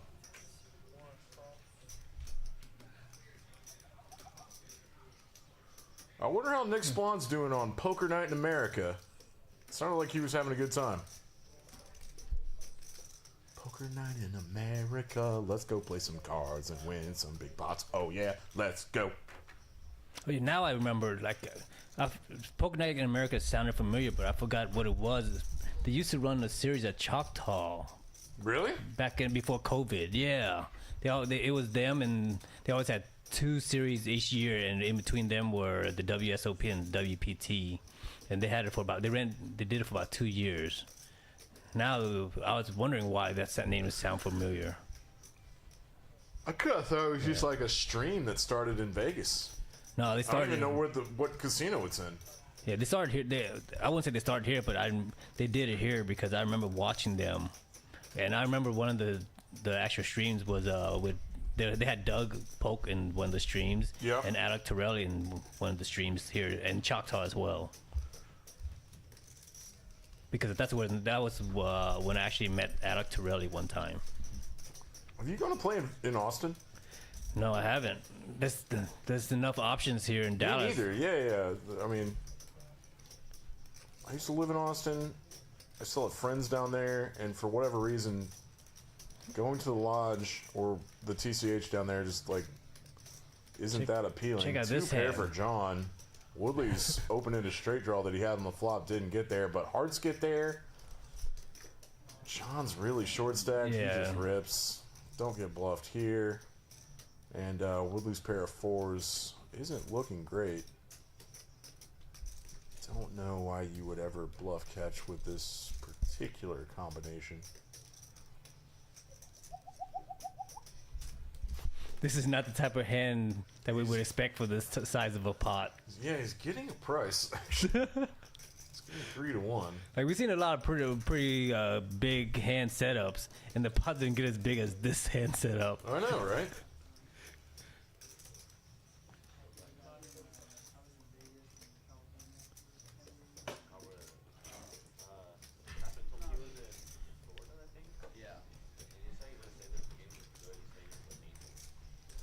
I can't see Woodley making the call, but I've been wrong about him half the time, so he probably would call here. All right, he makes the fold. Could fold. Hand works out better for you than just for me.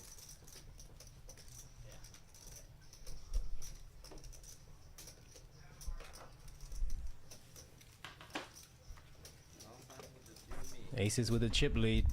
I think we're about to see some big money move around. All right. It's about $2,000 worth that's missing from this chart. We're gonna do some forensic accounting.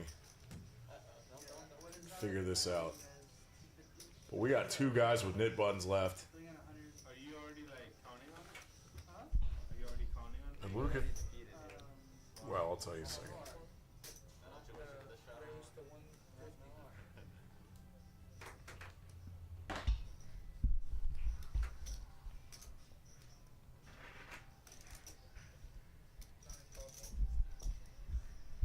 I think King Jack. I would probably prefer 3-bet with right in that spot right there. Cut off versus button.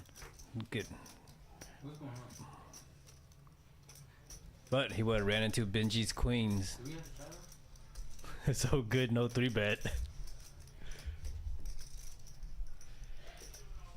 just happened? Benji makes it 800.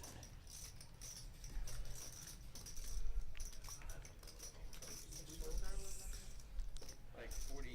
And of course, he and Seinfeld has the knit button. So this is, I'm pretty sure the sizing is based on the knit button being a variable. I think he wants, Oh no. Oh no. my guess is he's trying to induce Seinfeld to jam here. Because betting 900, Seinfeld really has no choice, I guess it's really hard for Seinfeld to call. I guess the value isn't there to call. So knit button, that's my read is why he sized up to 900 versus 600.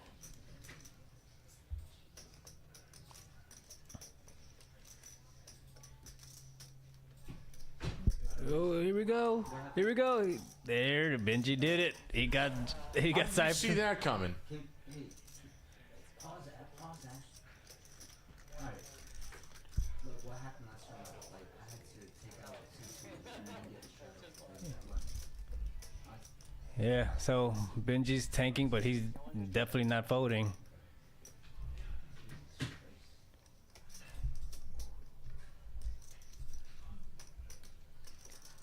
Seinfeld's one ballsy motherfucker. Doing this with ace-3 offsuit. You gotta have stones. You gotta have a read on Benji. Didn't work out this time. And Seinfeld's like, oh, yeah. I mean, sometimes he talks himself into being priced in spots like this. He's probably not wrong. I mean, we can see the hints. Yeah. You know? Lukey. Where's Double D's? It's right down the street. So I think I want to go to this after party. And will you tag me in? Tag me out? Yeah. Wedding party?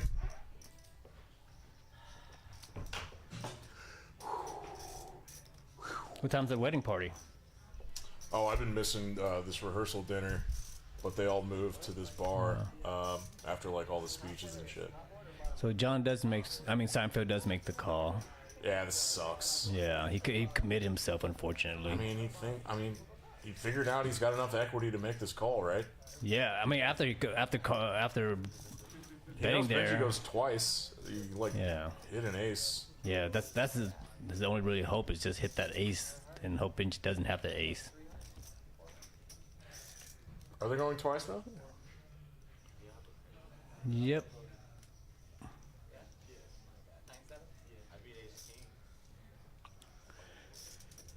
I have the feeling Seinfeld is gonna get bailed out on this second board. I don't. Nope. Yeesh. 2 jacks. 2 outs. No. Seinfeld doubles up Benji. Benji's gonna put $5,000 on his stack. Yikes. That knit button definitely was in play and caught and probably what led to this. I've seen Seinfeld do this move like a few times now, where someone comes over the top and then he's priced in. Yeah. I don't know how he feels about it. I mean, he's a pretty rational guy. Would definitely been a lot cheaper for him to just pay out the knit bun. Oh, is that why? Yeah. They both have knit buttons. What Yeah. the hell am I thinking? Dude, I forget that the game's on, and then I don't even make that a consideration. That was definitely a consideration for that hand right there. Yeah. From Benji's sizing to John 4-betting, bluffing. You know, I saw the queens and they told me that we're changing the plan today. Thanks, Lukey.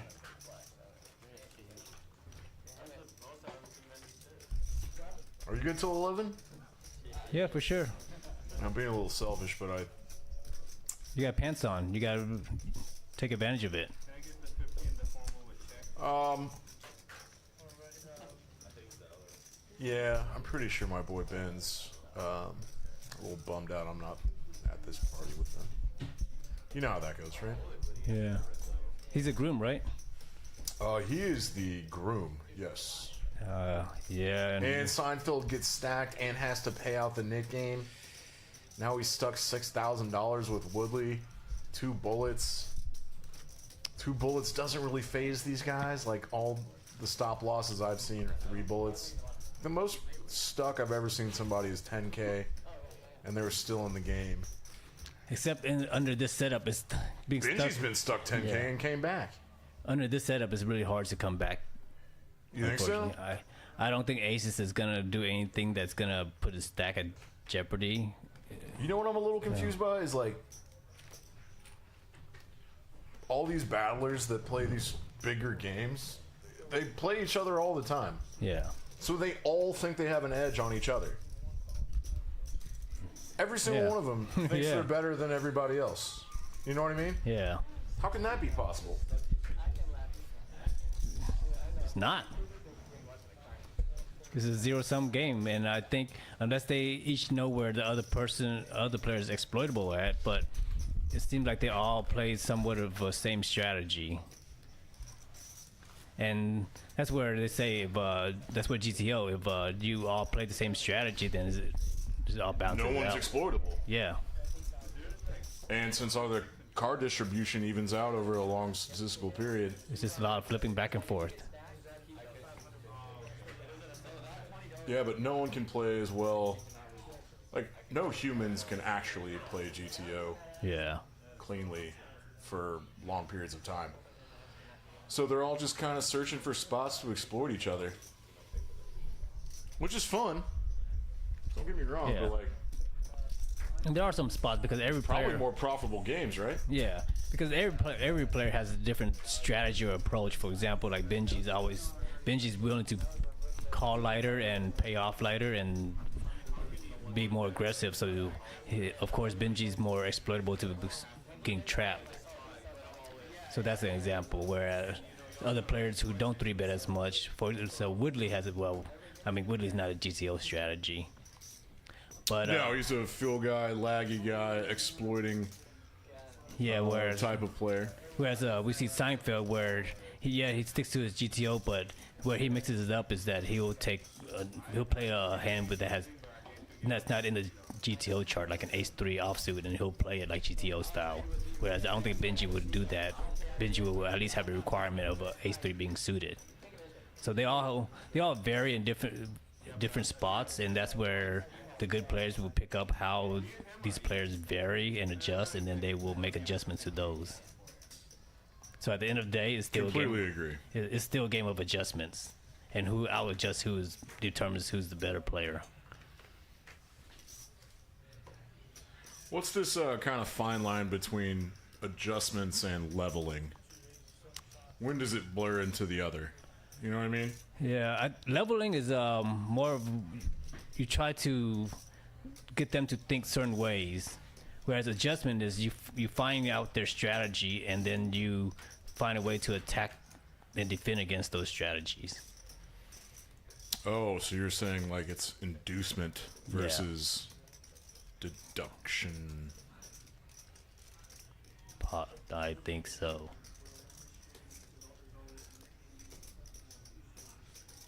I just said so many bullshitty things just now. I'm gonna bail, I think. All right, I'll hold the fort down. Wait. Something happens.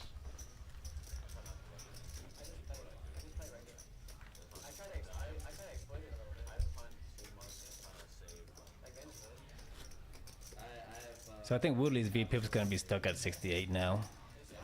You have to buy it to find out how I think. No, I know exactly what you're doing. I think that's the right way to play it. I have a lot of secrets. They're not secrets. Yeah. Oh yeah, I know. Yeah. Aces with the 7. Thanks so much, Luke. Yeah, I'm gonna go to this rehearsal dinner party, and Tommy Ho, thanks so much for getting in the booth and helping me out. For sure. And Luke, you're the man. Don't get Best too drunk. forever. Stick to the plan, remember. Stick to the plan. Beers only. Yeah, I beers gotta make this only. wedding tomorrow and play a couple songs. Double D's is a great Dallas bar. You're gonna have a great time. For first time. Oh, you'll love it. Get ready to dance. Thanks, guys. All right, later, Dan. Later, bud. All right, GTO Lizard with the 3-bet with the Queen 9. Aces is calling.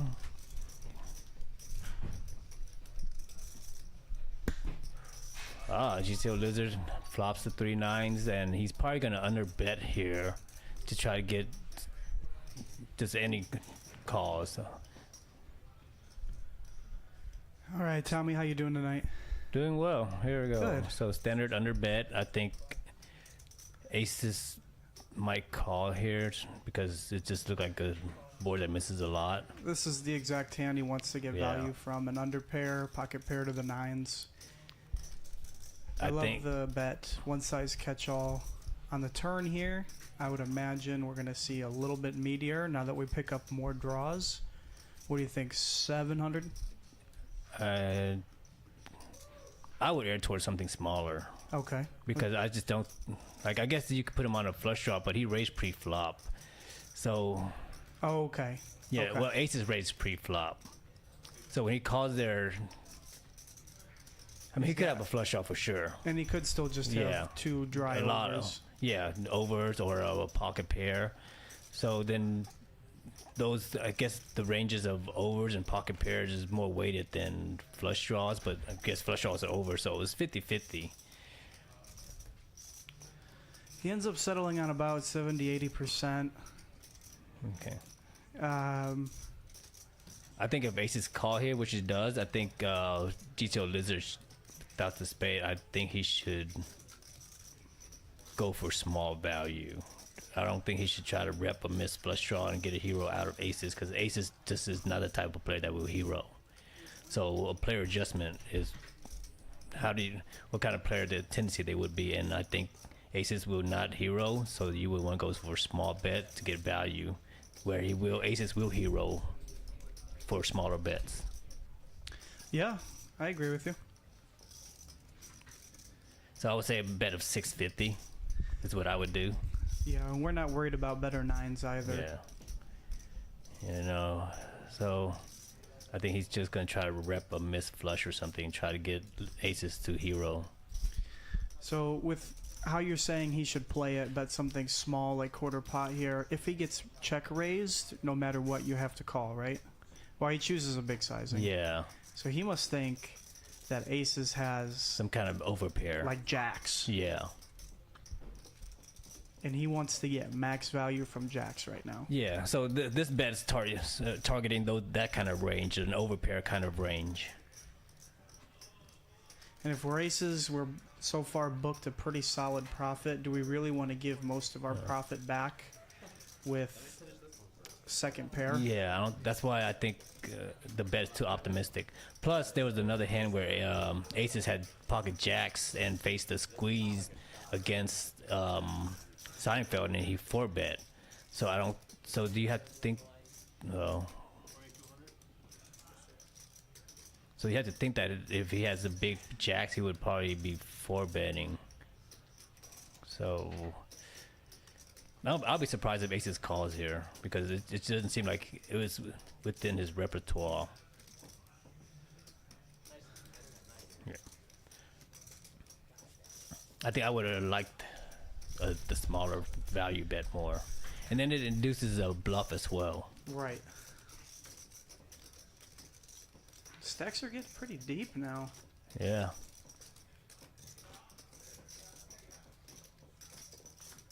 He's just still the big winner.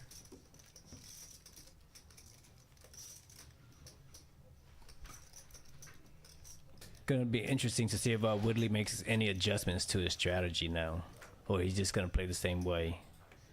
Because I think if he plays the same way, unless he gets into some kind of massive cooler or he gets it in on a draw, it's gonna be hard for him to get unstuck. Right.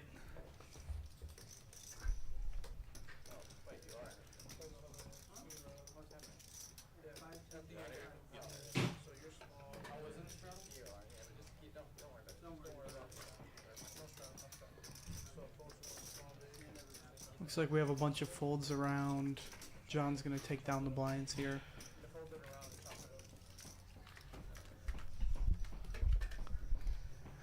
Doug R in the chat saying Woodley doing Woodley things. So I guess he knows how Woodley plays so far.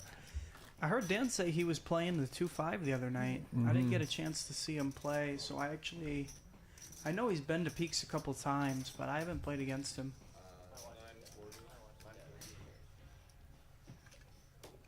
Well, so far he's playing a lot of hands, so that's a fun thing. Oh, Aces is cashing out. Done.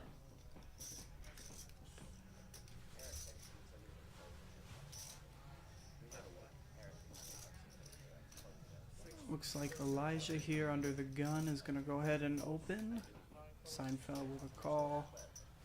Gotta wait for graphics to catch up. Looks like we got multiple callers.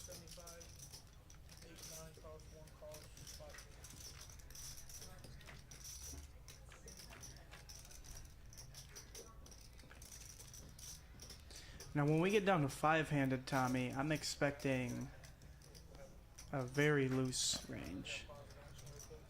Especially these guys have a lot of hours with each other. Mm-hmm. Yeah, because now the cutoff is pretty much, if you're straddling, the cutoff is pretty much under the gun. And the button is second to act almost. Yeah. So if you're not, if you pretty much almost, you're playing either you're playing the cutoff and the button, you're playing your position. Every other hand, you're pretty much in the blinds and you're probably defending already. Does that mean we'll see a lot of 3-bets from blinds or no? Or more? Well, in general we should, but the problem is Woodley is limping a lot, so it's not allowing for any 3-bets.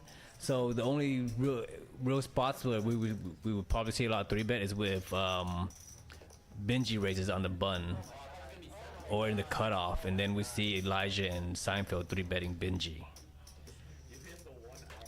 I think all the other spots, it's gonna be hard for us to see a 3-bet. Let me see. Let's see.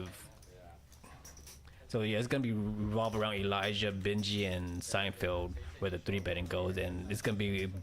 And usually that's gonna occur around the button versus blinds. Sure.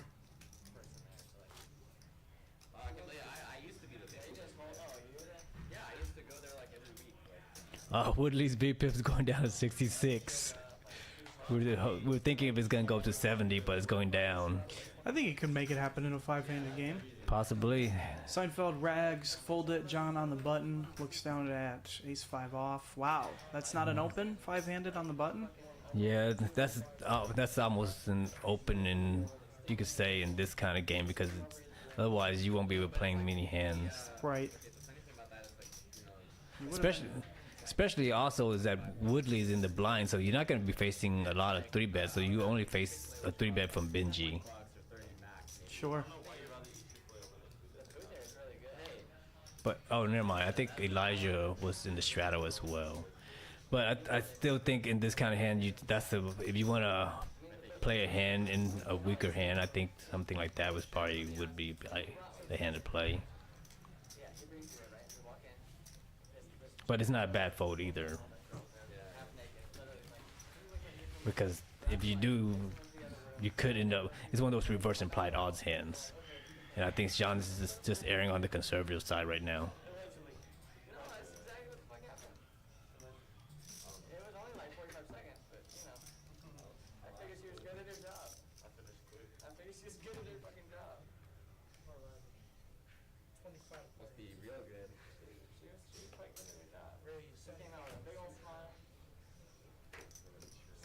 John with the open, king 10 off. Would he cause? And Elijah calls along, doesn't 3-bet. It's fairly spicy. I think it's a good. For John, we check. Woodley. Calling on the button will hit this probably the most. I think he probably hits it just as much as Elijah. John probably knows he got outflopped here. I think Elijah's looking to do a re-raise here because of the backdoor and the gut shot. He does have all the back doors. Yeah. Are you gonna go with the starter like? Knowing Woodley, he might call here just to try and spike a 2-pair. But he doesn't. Discipline. There are better spots. Yeah. Well, for Woodley, there's always going to be a better spot given his range. His range is so wide that every hand is going to be a better spot. His VPIP is almost 70%, and he's only raising 16% of hands pre. Yeah. So he's just been call happy from what it looks like.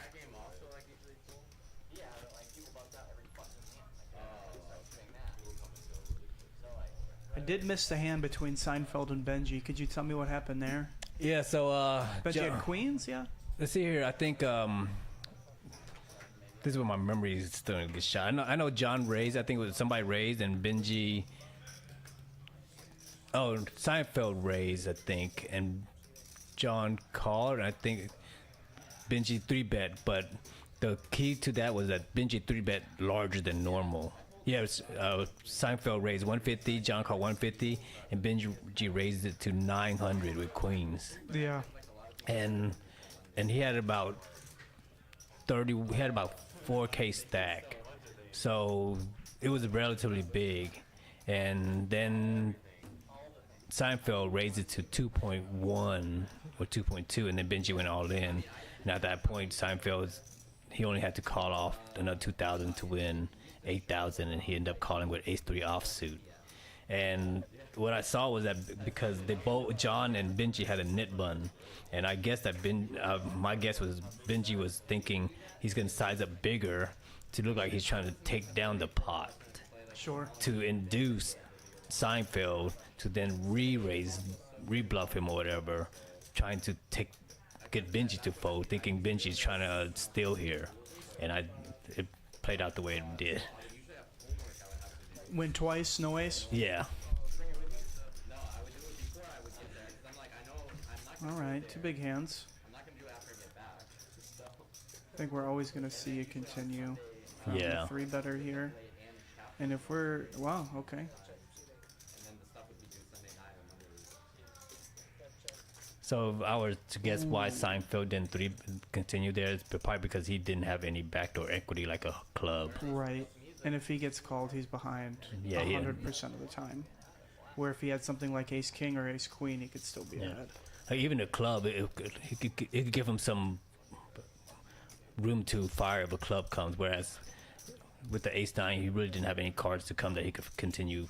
So it was better to just check. So he checked the turn as well on the ace. And that call.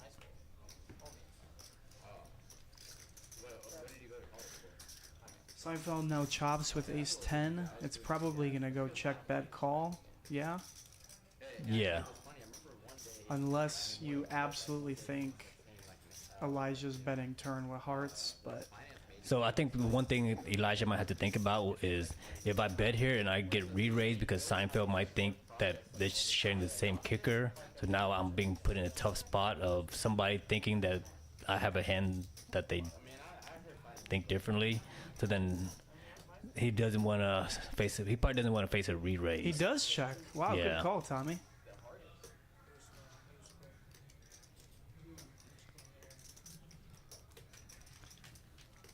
Yeah, I think he's probably didn't want to face a re-raise. If he got blown off ace-queen, yeah, that Yeah. would be real bummy. Yeah, because he would have to think, oh, okay, does Seinfeld has a 4 here? Does he have a heart here?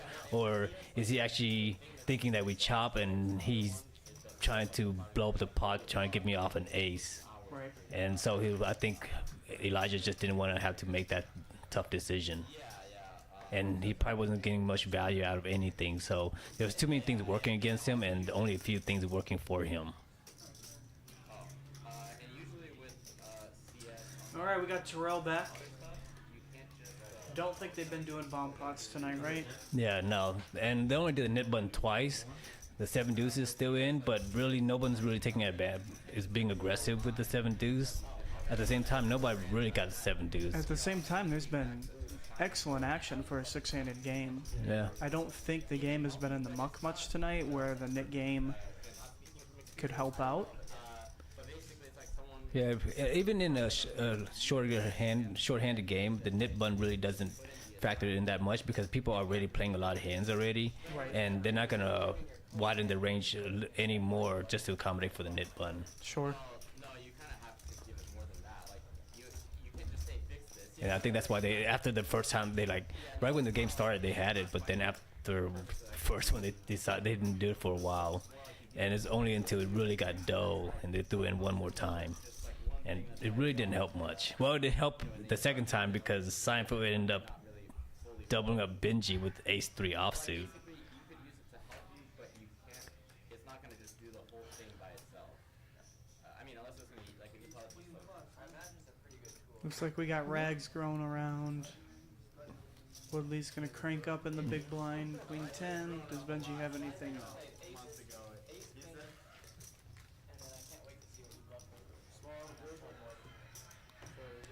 Benji with the chip leader now. Woodley, I think he has to start being a little bit more aggressive. Yeah, Queen 9? Woo! Jack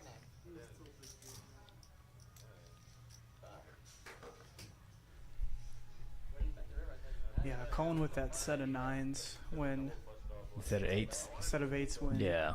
aces had the straight flush there. When you raise and you get back raised again like that, oof. Yeah. Not only that, but when you see a small bet and then you raise and you get back raised, that's almost screaming the nuts. It's like, Yeah. all right, I have the nuts. I just want to get some value. Like, oh, you re-raised me. Well, great. Now I get great value. Like you see that a lot. Like it's never a bluff. Like, oh, I bet small, and oh, a re-raise. All right, I'm gonna fold here. Like it's never a bluff.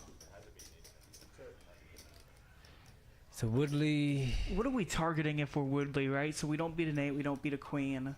We know our opponent doesn't have 9s or 7s here. So I like his check. And now John's getting his value, and it's going to be a fold. Woodley had the winning hand there, right? No, didn't see. he had the 10, and then Yeah. John turned the queen. Oh, I didn't see the queen. Yeah.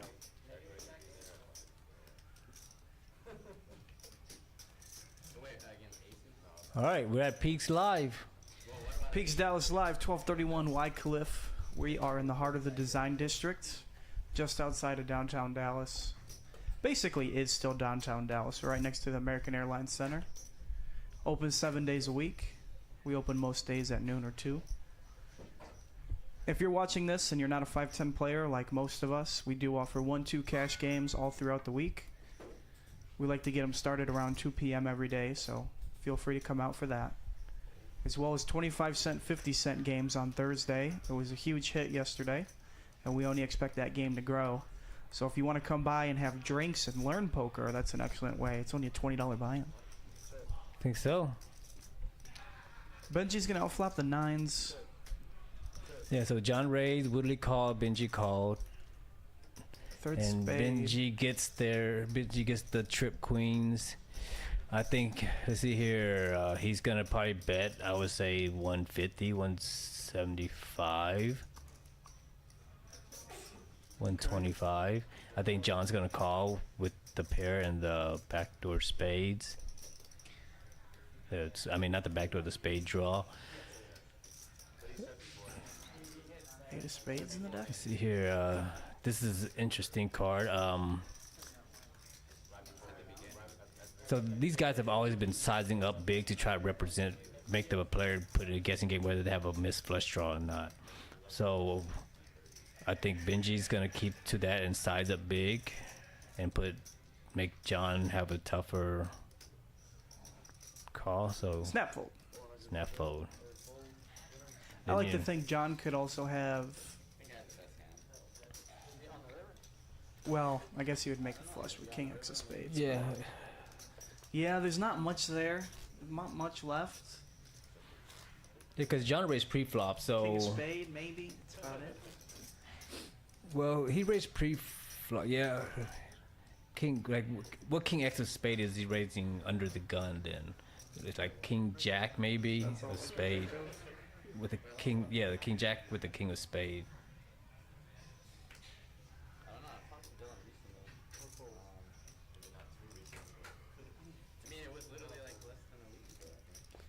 I also talked to Danny as well. Nothing too pretty yet. No, that's the unfortunate dynamic of shorthanded. Seinfeld's got hand. Seinfeld's got a decent hand. It's like they said it's kind of too big. I have John's probably gonna fold. Yeah. Yeah, he doesn't.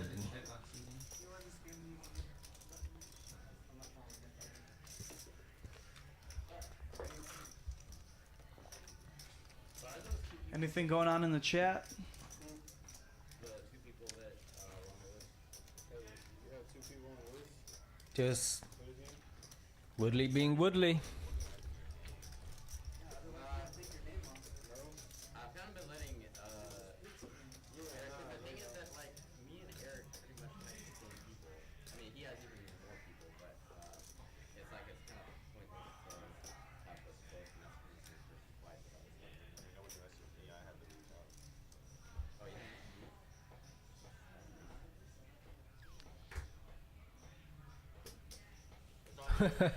Logic is to raise and take that down.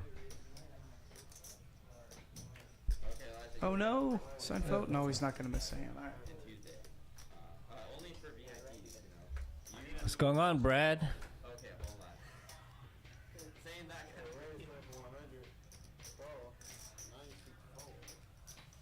See, where are the players, Ryan asks. I think it's just one of those nights where traffic and I guess it's getting towards Christmas where people's schedule are more erratic, so it's hard to plan for something on a Friday night. And I think a lot of people's schedule just got tied up. But how's it going, Brad? Any comments? Any suggestions? Any questions? Fire it away. Yeah, I remember we used to play the poker house streams with him. This was before Elijah. Seinfeld with ace king. I'm assuming Woodley limp fold. Okay, this is before we went to So it's gonna be hard. In general, a lot of when you get to 6 max or 5 max, we're not gonna see very many showdown hands because there's a lot of hands just can't really make it to showdown. So we're probably gonna be seeing a lot of flop and turn hands from here on out. And it's gonna be hard to see a lot of 3-betting because you just don't have that many players raising enough. Thank you, Brad, for the comment. Try to do my best to hold this fort down while our Captain Dan is gone.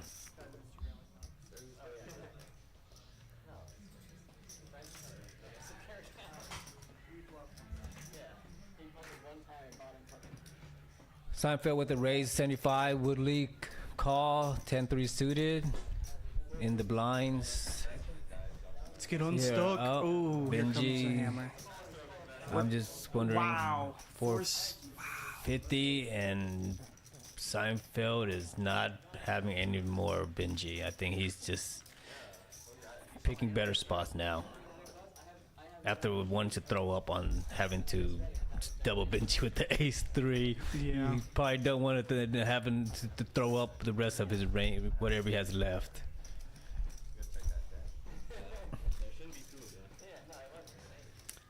Well, let's do some prediction, I guess. John in the button, Benji's in the blind, so I think Seinfeld is just let's just say Seinfeld is gonna play a lot more hands here. Suited queen, let's go. Let's go. And Woodley's gonna call it anything almost.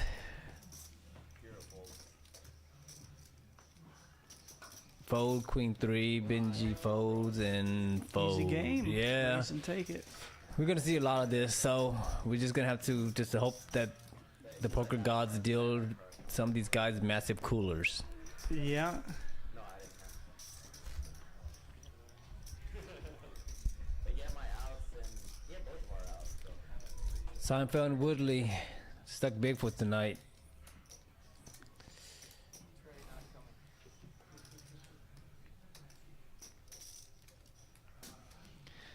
I like this All from right, John. John. It's about time to get in the game. Should see a raise from John of 75. Woodley should call. I mean, he's calling. Well, now he folded 2 in a row. His VPIP's gonna drop. Benji Suited king, calls. which I like. Yeah. I'm assuming this is a check bet fold.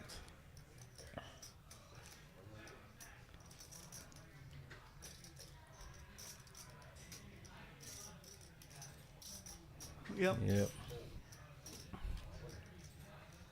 Well, I think even really want Once again, we do have 1-2 cash games that run every day. If you're itching to get in on the action here at Peaks, do come by. We have high hand promotions that are running right now as well from 2 to 7 p.m.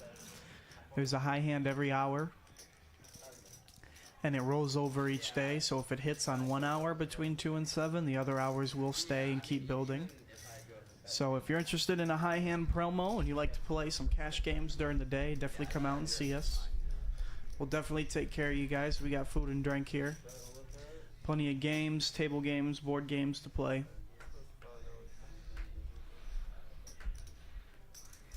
Well, if anybody got any life questions, we might as well, now that it's a downtime, we might as well talk about something in life and how does life pertain to poker. I got all the answers, so if you got the questions, send them to me. John with the 10s. Benji didn't 3-bet, so very disciplined on 3-bet. Just gonna see a flop and play position. It's very sneaky. The game has been a little bit in the muck. This is a very sneaky flat from John.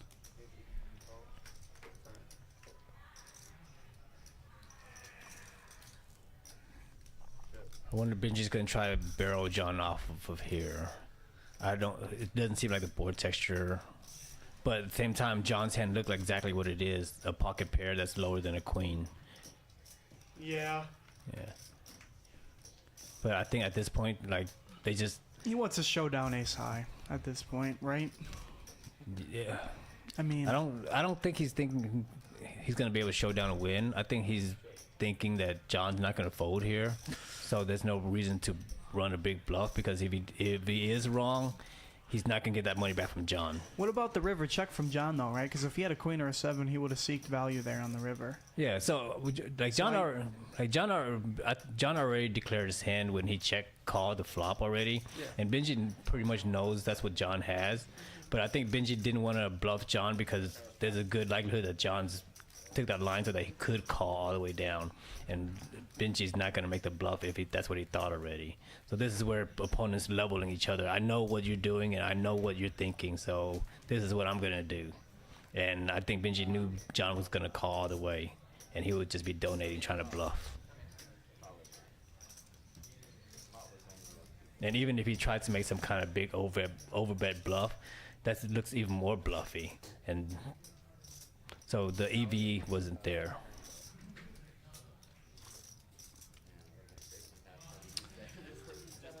All right, we got to wait for our graphics to catch up here in just a minute.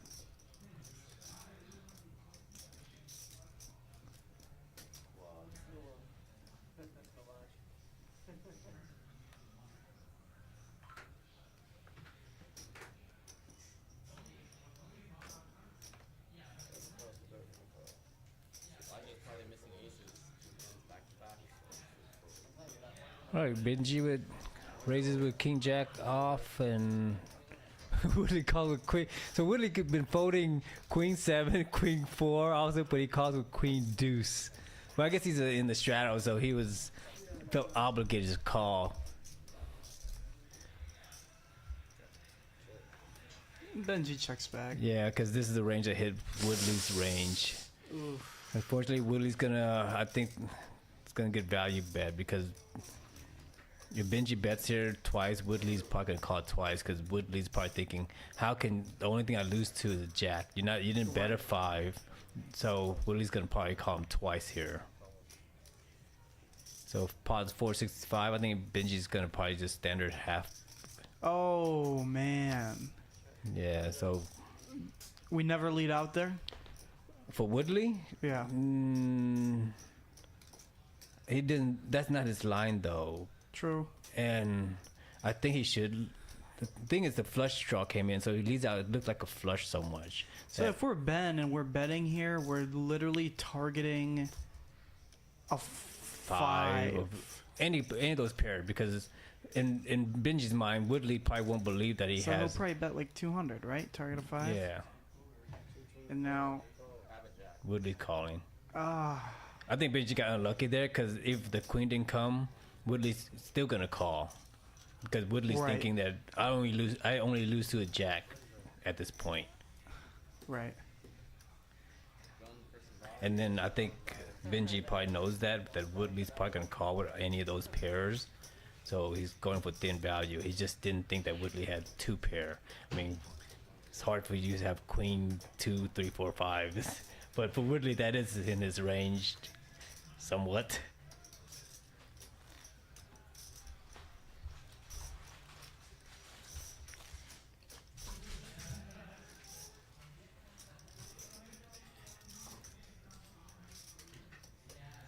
Okay, we got Elijah back. Come on, Terrell, serve it up. Just in time with the ace deuce suited. So let's hope somebody else has interesting hands. 75, here it comes. 75. Let's see us hope Seinfeld wakes up with a hand to 3-bet with. Oh, he's sizing down. I like this. This is different, mixing it up. 60. He's probably he's probably sized at 60 so that Oh, Woodley, man. yeah. My guess is Elijah sizes down so that he could call a 3-bet from Sure, from Ben. from Seinfeld. Oh, in position, yeah. Yeah.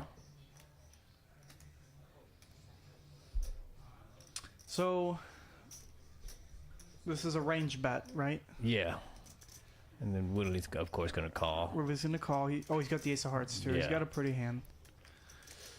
I don't think Elijah's aggressive tonight, so he's not gonna try to rep that king. Sure. So I think it's just he's gonna try to take it to show the ace to show down and hope Woodley has a miss flush.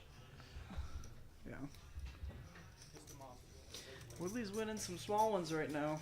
Yeah, that's the problem about Woodley's strategy is that now that he's stuck, it's hard for him to get unstuck because all the pots that he's winning are just very small because they're not being built because there's no he doesn't raise enough so that people can't 3-bet him, so they can't build a pot, and at the same time he doesn't raise enough, so when he 3-bet he's not gonna get any action, so he can't build a pot there either. So the only spot he could really build a pot is some kind of check raise, but he's not getting in. He's not playing his draws aggressively either. So it's just gonna be left to coolers only. This is the only way he can get big pots.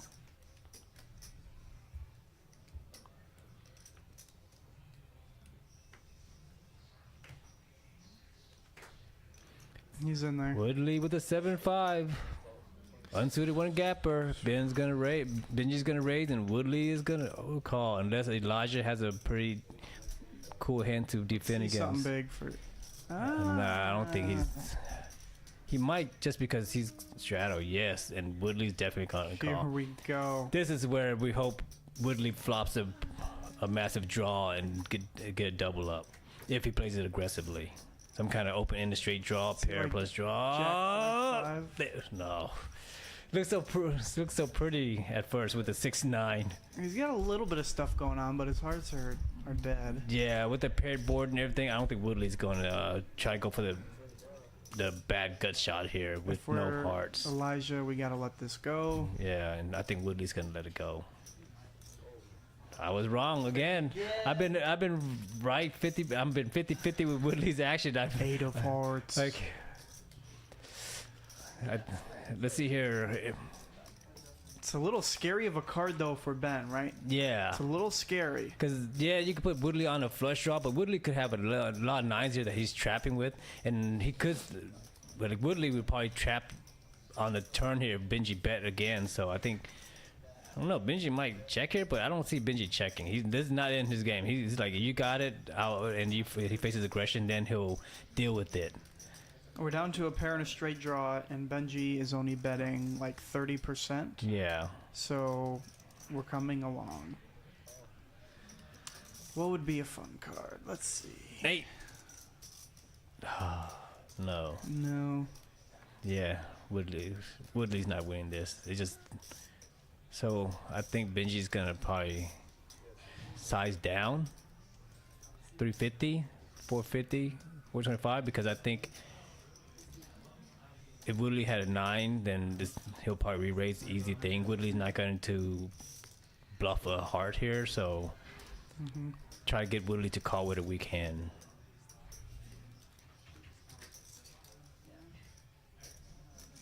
$5.25, half pot. And I think Woodley will probably pay. I've been wrong. Troy Bolton from High School Musical.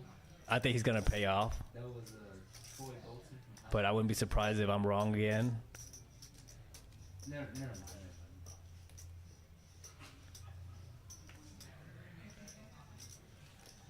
Is that a strap?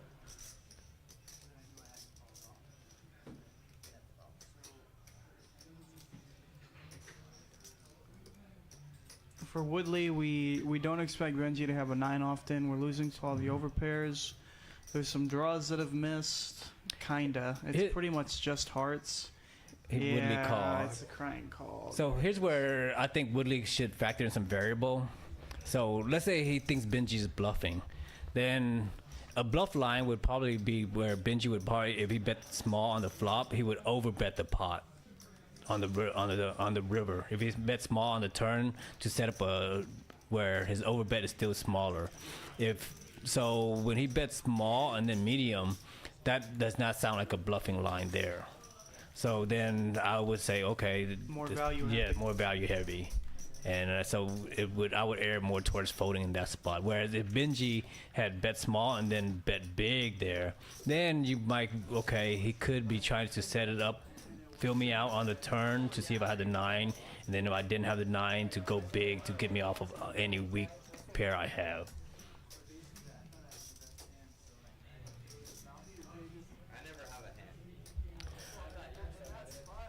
On to the next hand. Hand number 70.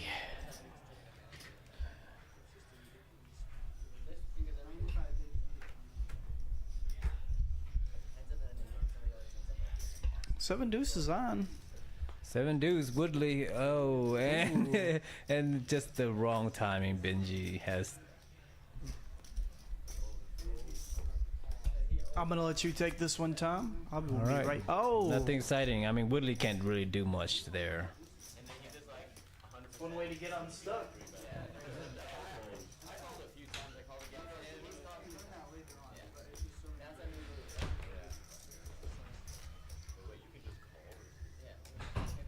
No straddle from John, so Seinfeld in the big blind, Benji in the button, and Elijah in the small blind. So this is where, so John does have the straddle on.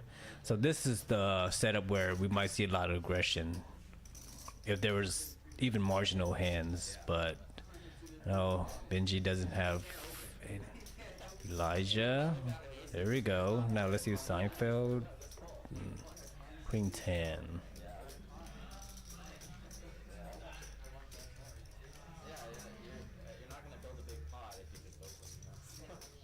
Elijah with the gut shot and Seinfeld with the top pair queen kicker. I think Seinfeld's gonna probably half pot here. Do 100 into a 225 pot. I don't think Elijah's gonna re-raise, so he's probably gonna call here.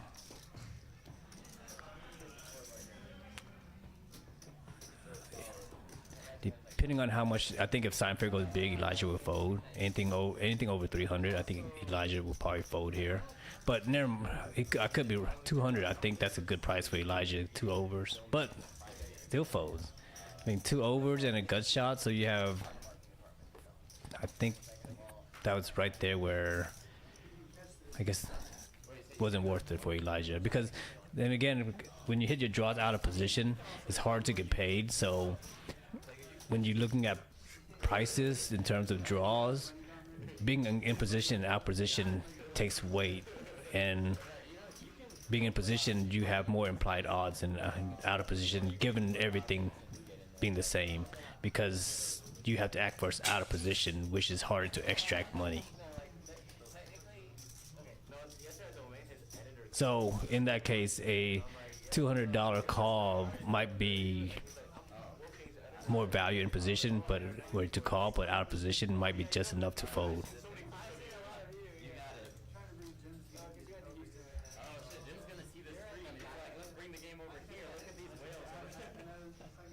Woodley in the straddle, so he's probably gonna call any hands here. Benji with the re-straddle, so Elijah on the button first to act. Raises with Jack 10 off. Seinfeld pocket 4s. Not set mining there. Woodley with the call. John with the call. Ace deuce. Woodley 9-10 offsuit.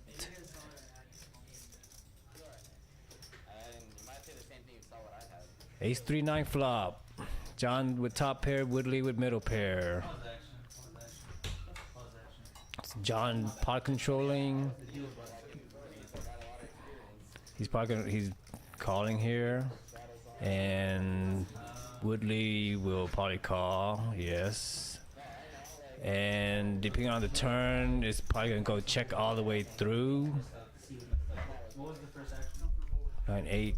So, well, Elijah picks up the open in the straight draw, so he could run. I think he could run the bluffs here, because again, John capped his range by check calling. So John really doesn't have any strong hands in his range that could stand up to massive pressure. So I think if Elijah bets here like 700, Yeah. 600, and then jam he's betting to set up to jam. Because if John calls here, it's gonna be tough for John to call, because he has to worry about Woodley being behind him to jam as well. So, yeah, Elijah takes it down. Power of aggression. Yeah, the 8 was a good card for him to yeah. give him the opportunity to take it down. I think anything else that didn't really connect, he would probably just check and give up.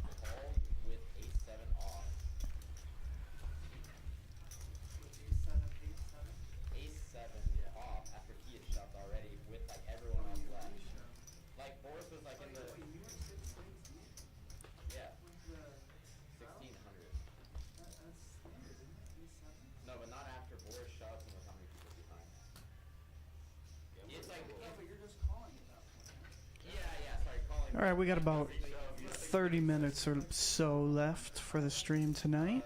I have been told we are getting another player here. And boy, how interesting would it be to be joining this game right now? You know, it's that would be tough. You just gotta hope some of these guys that are stuck spew at you. Yeah, unfortunately, the wrong guys are stuck. Like Woodley's stuck and he's not showing any aggression. Yeah. And Elijah's I think he's content just to play solid poker and find certain spots. I think Seinfeld is surrendering, calling it is willing to take a loss, knowing that there's no way he's gonna be a fight back, and he's not going to spew any more than he already did. Sure. So I think that's where we're gonna see from here on out. So it's just a matter of Benji whether he wants to be aggressive or not. Yeah. John with the flush draw and check through. Benji picks up the flush draw and with the Yeah. gut shot. So here we go. Yeah. I think Benji's gonna bet. Of course, he's probably gonna fire, continue. Something like that. Yeah, I'm pretty sure Benji's gonna continue here. Yeah. I'm pretty confident. I would bet Benji's money on it right now that he will continue.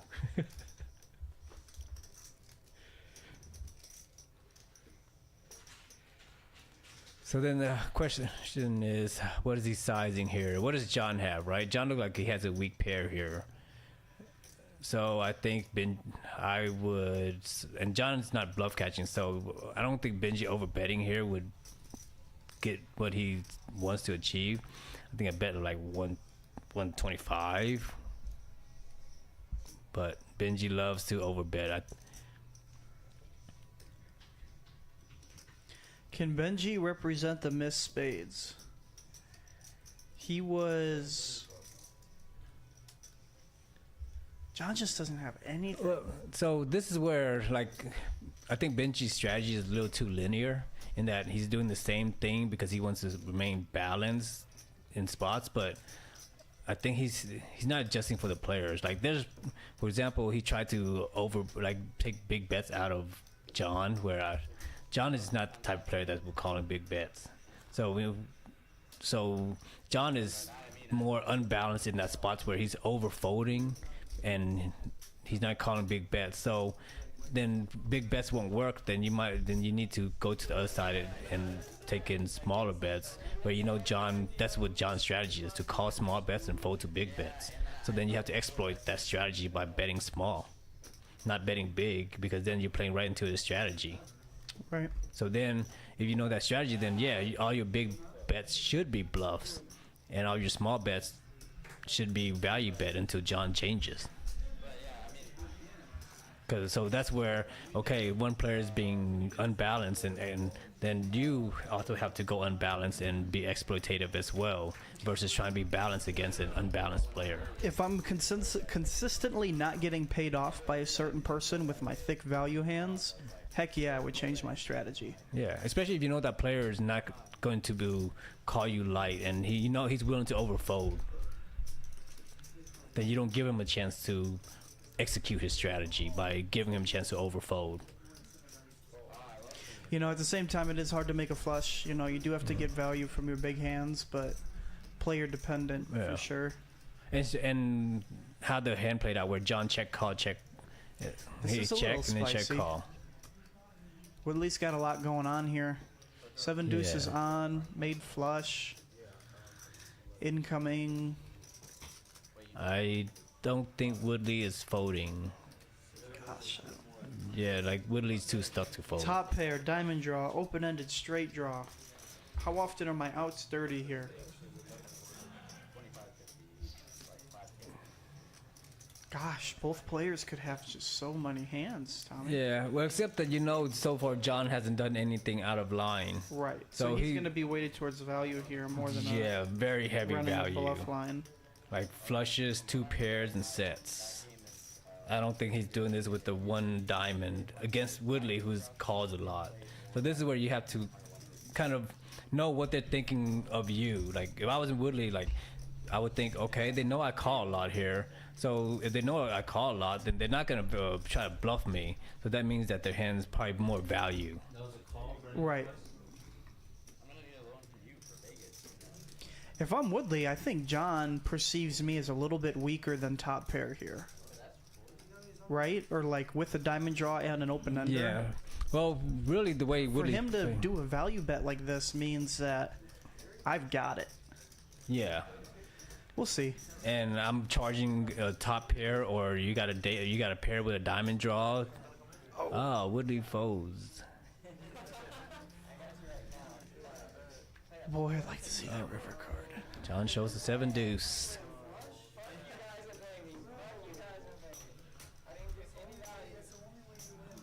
And wins another $200 on top of that. Nice pot for 7 deuce.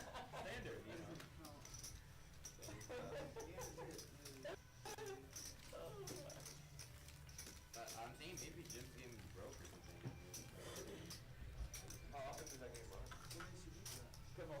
Well, he came in at this time. So he's probably playing some safe.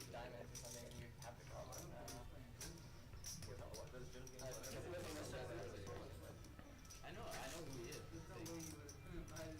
I thought I saw him on the WYCLIFF. Aggression frequency. Everybody's around the same thing. I still need to know what that exactly aggression frequency is, and what does it factor in. It's a good question. So if it's not pre-flop raising, It's not your 3-bet percentage.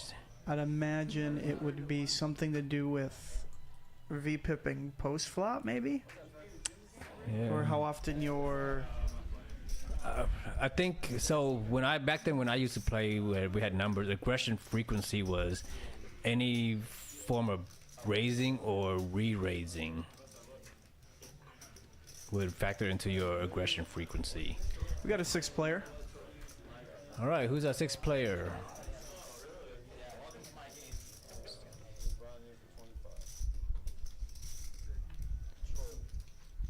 He looks familiar, but I don't think I know him from the Peak Streets. You may know him from elsewhere. looks kind of familiar, but doesn't look familiar. Well, let's try to pick up on his style. Not pick on him. Pick up on his style in the short amount of time we have. So we'll see what he does with the certain range hands, and I'm gonna try to guess what it is. He's the number one VIP. So immediately, he's not buying in for the full stack, so he's not trying to run people over. It looks like we have a double straddle on. I think this is where we might see Troy. What hand did Troy Woodley fold? kick it into high gear. I didn't see what hand Troy fold.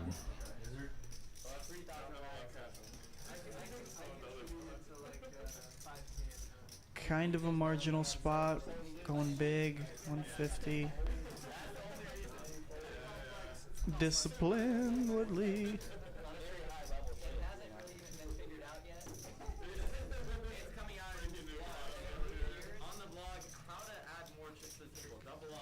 Troy, he bought in 2.5. Looks like he's adding on to 3. Yep, just added on to 3. They probably told him that it's match. You put out, yeah, they told him it's match. Put out as much as you want. Oh, okay. Well, he's not matching. Well, So, he's yeah. adding on to what looks to be a tad over 3, Yeah, or maybe standard just buy-in. 3. Woodley and Seinfeld, rough night.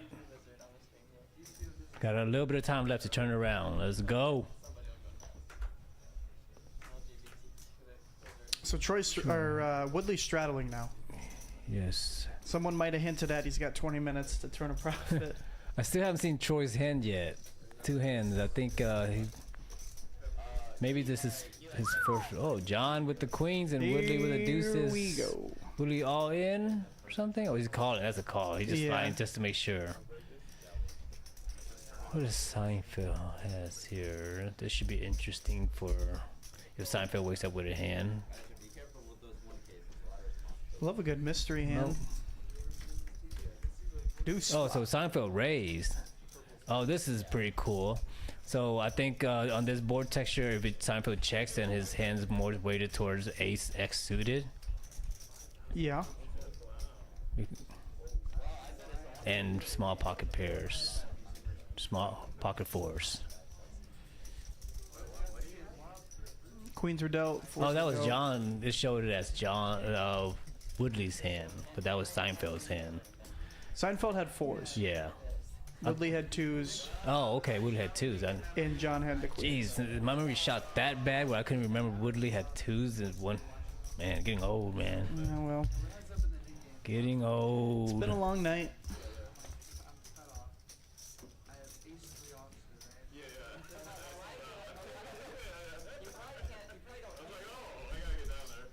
Still got 11 strong viewers hanging in with us to the end. Thank you.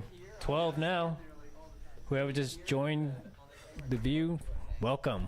To our viewers, if you made it this far, we appreciate you guys sticking around. Definitely drop a like, leave a comment, Hit that subscribe button. pound the subscribe button, annihilate it. What are all the cool kids saying? Reminds me of the almost like a situation I had with Rock, where I had like the 18 and the hundreds on.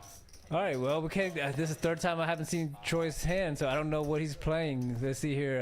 Woodley, call Troy check, bet. So Troy's probably, I don't know, 6, 8, 9, maybe 6, 5, 6, 7. Just all those kind of random. How much money do you have in there? 1,000. And you put At the time, it was on my house a whale. Against like, in most of those cases, I'd be way ahead. And then like once in a blue moon, I run into someone that's gonna shove with aces. I mean, I guess a whale, I would just say like, there's so many better spots that you're gonna be in. All right, Benji with the Strato. Let's go. Get something interesting for the last few hands that we're getting in. I mean, he knew at least one. Like, think about it. Why would you shove with aces there for that much? Unless you happen to be up against a super strong hand. And in this case, you're up against two of them. He raises the 5 player. Oh, yeah, that's the thing. Because of what he did, I can actually get away if I realize. Well, that's what I'm saying. But I mean, I can't. One, if you want to, you can put in. If you know. We're at Peaks Live. I'm Tommy Ho. Something, something, something. This is Luke. Subbing for Dan. Subbing for Danimal on a Friday night. He has got a wedding after party that he's going to, or a rehearsal after party. Wedding rehearsal. Double D's, a fine cocktail lounge here in Dallas, in the Design District as well. Right down the street from Peaks. So come here, get your pregame on, and go there, and come back afterwards. $2 drinks, $4 wine, $3 wine, and $4 and $5 cocktails. Top shelf, middle shelf, Wells, we got it all. And we're supposed to be getting a Street Fighter machine in soon. Says the boss. Well, that's supposed to be our Christmas present. So hopefully we get one. I'm pretty good at it, so bring your quarters down here and let's go. Elijah with pocket fives. John. and King raises. Gizzard and the Lizard Wizard. John calls. And what are we waiting for?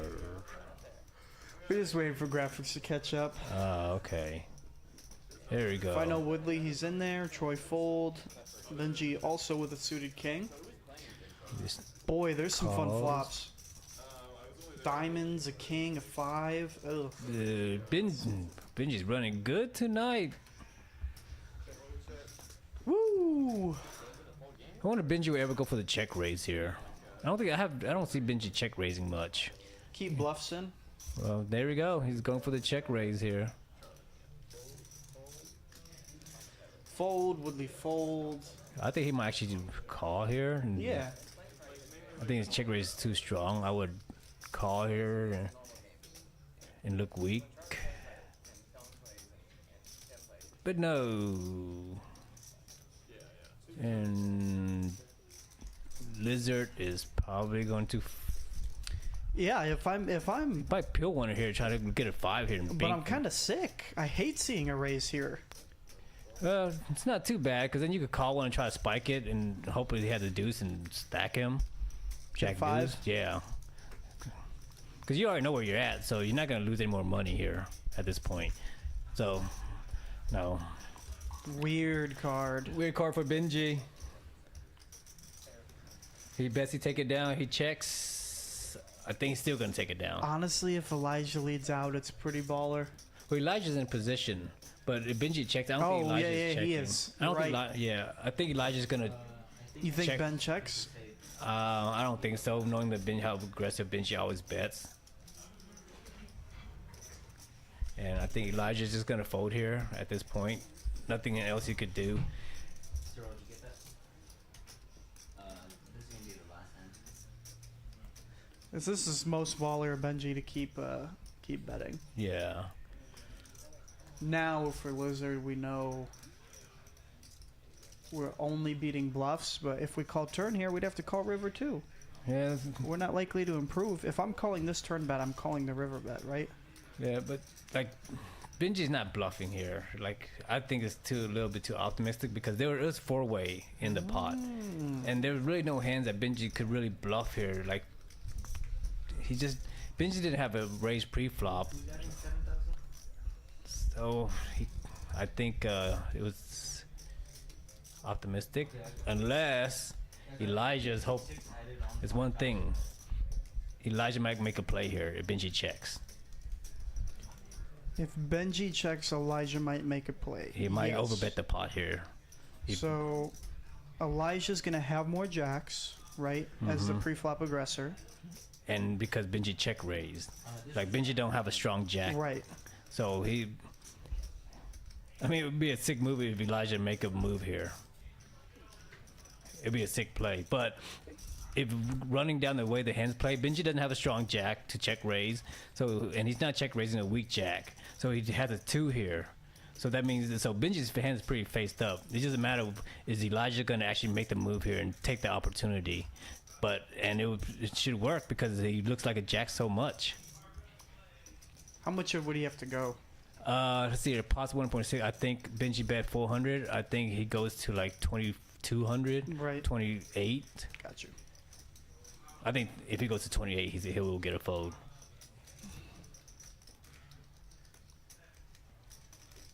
I would have liked to see a $2,800 bet right there.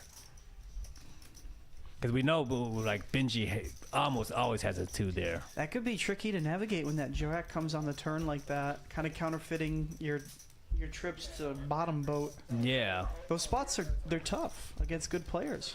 yeah, and like Benji declared his hand already. Right. It was just a matter of whether Elijah want to make a move because, like, you know, tough players are willing to pay you off. Like, and Benji might call. I think Elijah had to consider that Benji was willing to pay off, and that might be the reason why. Like, Benji's sticky. Justin Scott says, we want Troy. The people want Troy. We do as well. We've yet to see him play a big pot, so. Troy, when you watch this back, you got a fan section watching you live. Hey, Woodley. Willie jams. It's that time of night. Yeah. Unfortunately, Troy hasn't been in any position to play any hands, and the game is about to end. So, so my guess is Troy is not coming here to take a shot because he knows the game was going to end, and he's playing anyway. So he's probably going to play afterwards. So that read right there tells you that Troy is probably not a recreational. Yeah. I don't think any recreational sits down with these guys that Friday night at 11. That is true. These Friday night games are getting tougher and tougher. So, Elijah Lizard knows he's behind all ace highs. He's all behind pairs. It's the end of the night. Do we want to flip for 1K when I'm probably 40%? Is what he's thinking. Yeah, like. I mean, he can't possibly think he's more than 40% here. I think it's not worth it in his mind. No dead money. It's the Yeah. end of the night. We flipping. Well, if he gets a read, that'll go twice. Hell. Yeah. Oh! That's what he said. I think he asked Yeah. twice. Threw up the deuces. Yeah.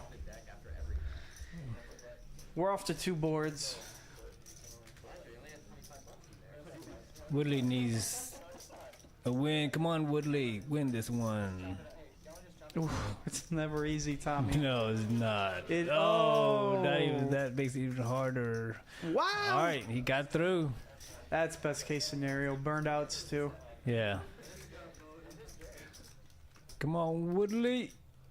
Oh. 3. Oh, got there. Woodley with Woodley. the late night run good. It ain't over till it's over. Not. All right, Woodley. There's your first double up and another double up. That's all. That's what sometimes you need is a double up, double up.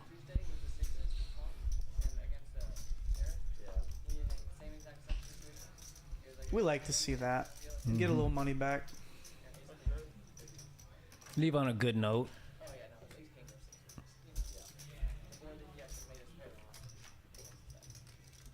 All right, well, Troy's on the button, and I think he's gonna play any 2 cards here because he wants to at least get in one hand on the stream.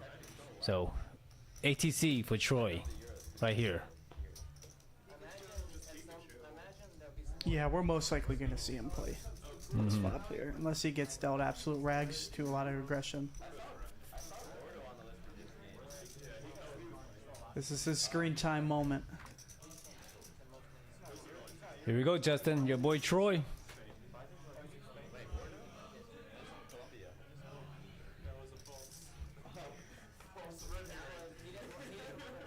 Woodley's out of there. Oh, yeah. Yeah, Troy for sure. Suited playing this connector hand. on the button. I think a straddle's on, yeah. Let's go Yeah, 75. No, he's no recreational player. But we're going to see what he's made of. Yep, here we go. And Ooh. Seinfeld is going for 1100? Yeah, and Troy like, my first hand on on the button. Can't and- blame him. Yeah. 800. And a flat call here. So we just... I have a feeling this is where Seinfeld is gonna take it all the way. Yeah. Backdoor back guts with the ace, the 3, the diamonds. I think he's gonna set up to run the all-in bluff by the river, Yeah. just based on flop board texture. I just gonna call, and this is where Seinfeld is gonna go to like. No, that jack might be bad because that jack could hit a lot of Elijah's calling range. Yeah. Jack and 10, but I think Seinfeld's like, F it, here we go. And we might get flatted by jacks or 10s too. Yeah. I think if it was something, it was a lower bid than 10, Seinfeld would probably gone all the way. But I And think. it was a snap call to the But 3. here we go. and the You flop don't bet. give an F. Do it, Seinfeld. Come on, let's run that bluff. So we bet 2100. 21. Is that what you like? 21. Here comes 11. Here comes some the. All right, he call. This says I have kings, right? Yeah. This is I want value. This says I have Well, kings. not even that. This says I am gonna bet the river. You call this, be ready to call all in on the river. That's what he's basically saying. Because he's not betting you out. He's betting you into call. So when you call, that's what pot's gonna be around 3.8, 4,000, which makes Seinfeld's a little bit overbet shove. So, and Seinfeld only have actually 3.8 left, and the pot's 5. So GTO Lizard will only have 3.8 left. So I think, yeah, Seinfeld's going for it right here.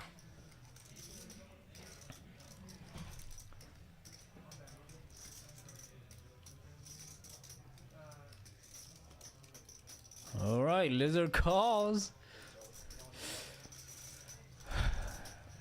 Put a 4, blank 4. Let's see. Oh no. Oh, that's actually a good card for Seinfeld. Definitely, like GTO Lizard does not have Ace King here. He could have Queens. I don't know. That's a 50-50 card for Seinfeld because he could rep Ace King here, but 10. He did it. He did it. All in. There you go, Seinfeld. Good play.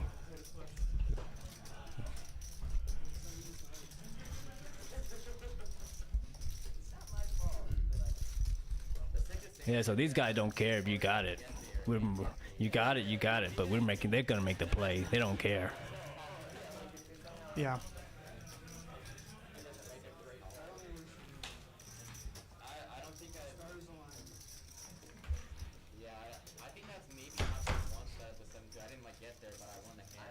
All right. What hand? I think we only have a few more hands left. We got about 5 minutes left. 5 minutes. All right. That was a fun hand from Seinfeld to give us some action right towards the end.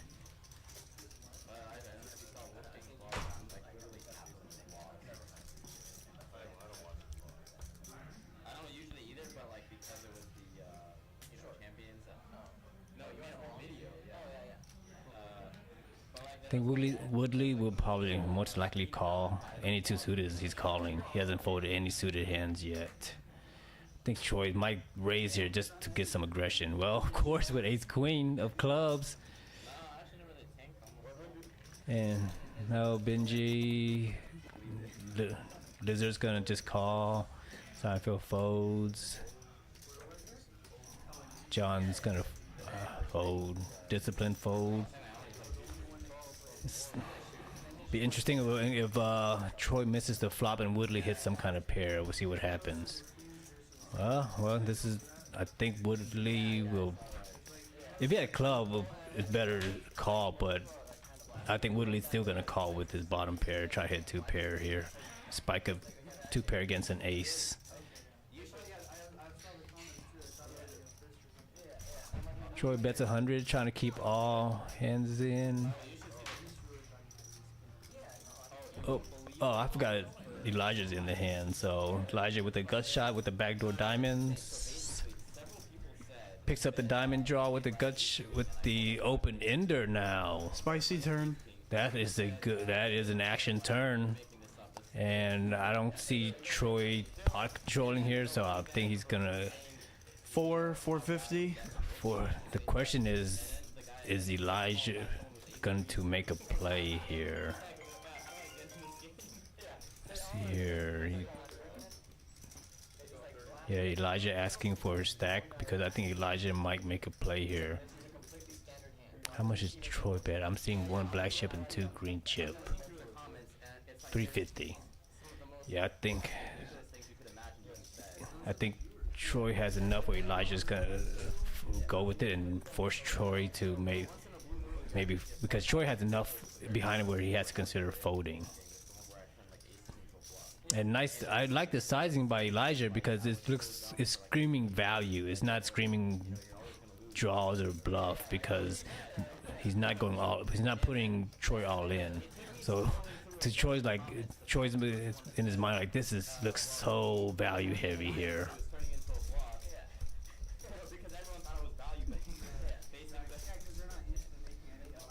So why aren't we just calling if we're Lizard? We don't have a made hand yet. We have 6 high. Well, right. Because I think Lizard feels like he has some fold equity. Like unless Lizard has a strong ace. Troy has a strong ace, but unfortunately he does have a strong ace, and Elijah, and Troy's not folding a strong ace on stream. But so you're saying why did Elijah raise? Well, because check and realize our equity, right? Check call, you mean? Yeah.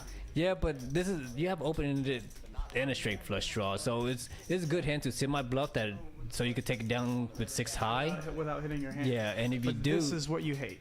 But at the same time, you're not that bad. You're still not dead. Yeah, so you're never in a really bad spot.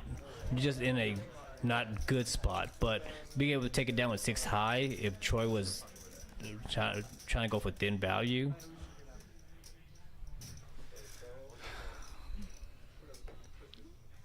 It's up to the gods now.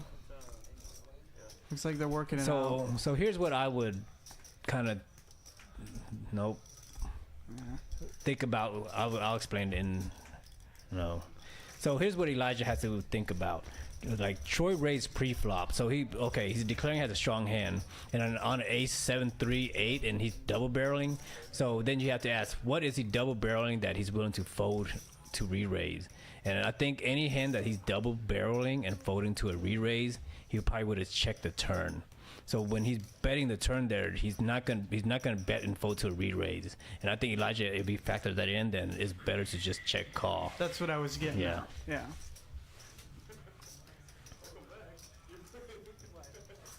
All right, Troy came in, got the nice double up. Yeah. So for you guys out there who are Troy fans who came in late, in the comment section. Justin, there you go. Your boy got it.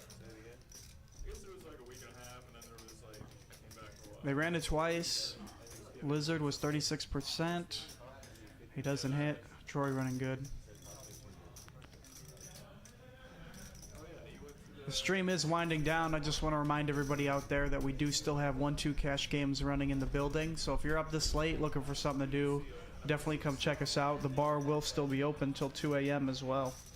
To Scott in the chat, Elijah GTO Lizard had the gut shot with the backdoor diamond, and then he turned. He had 6-5 on an ace 7-3, right? Yeah.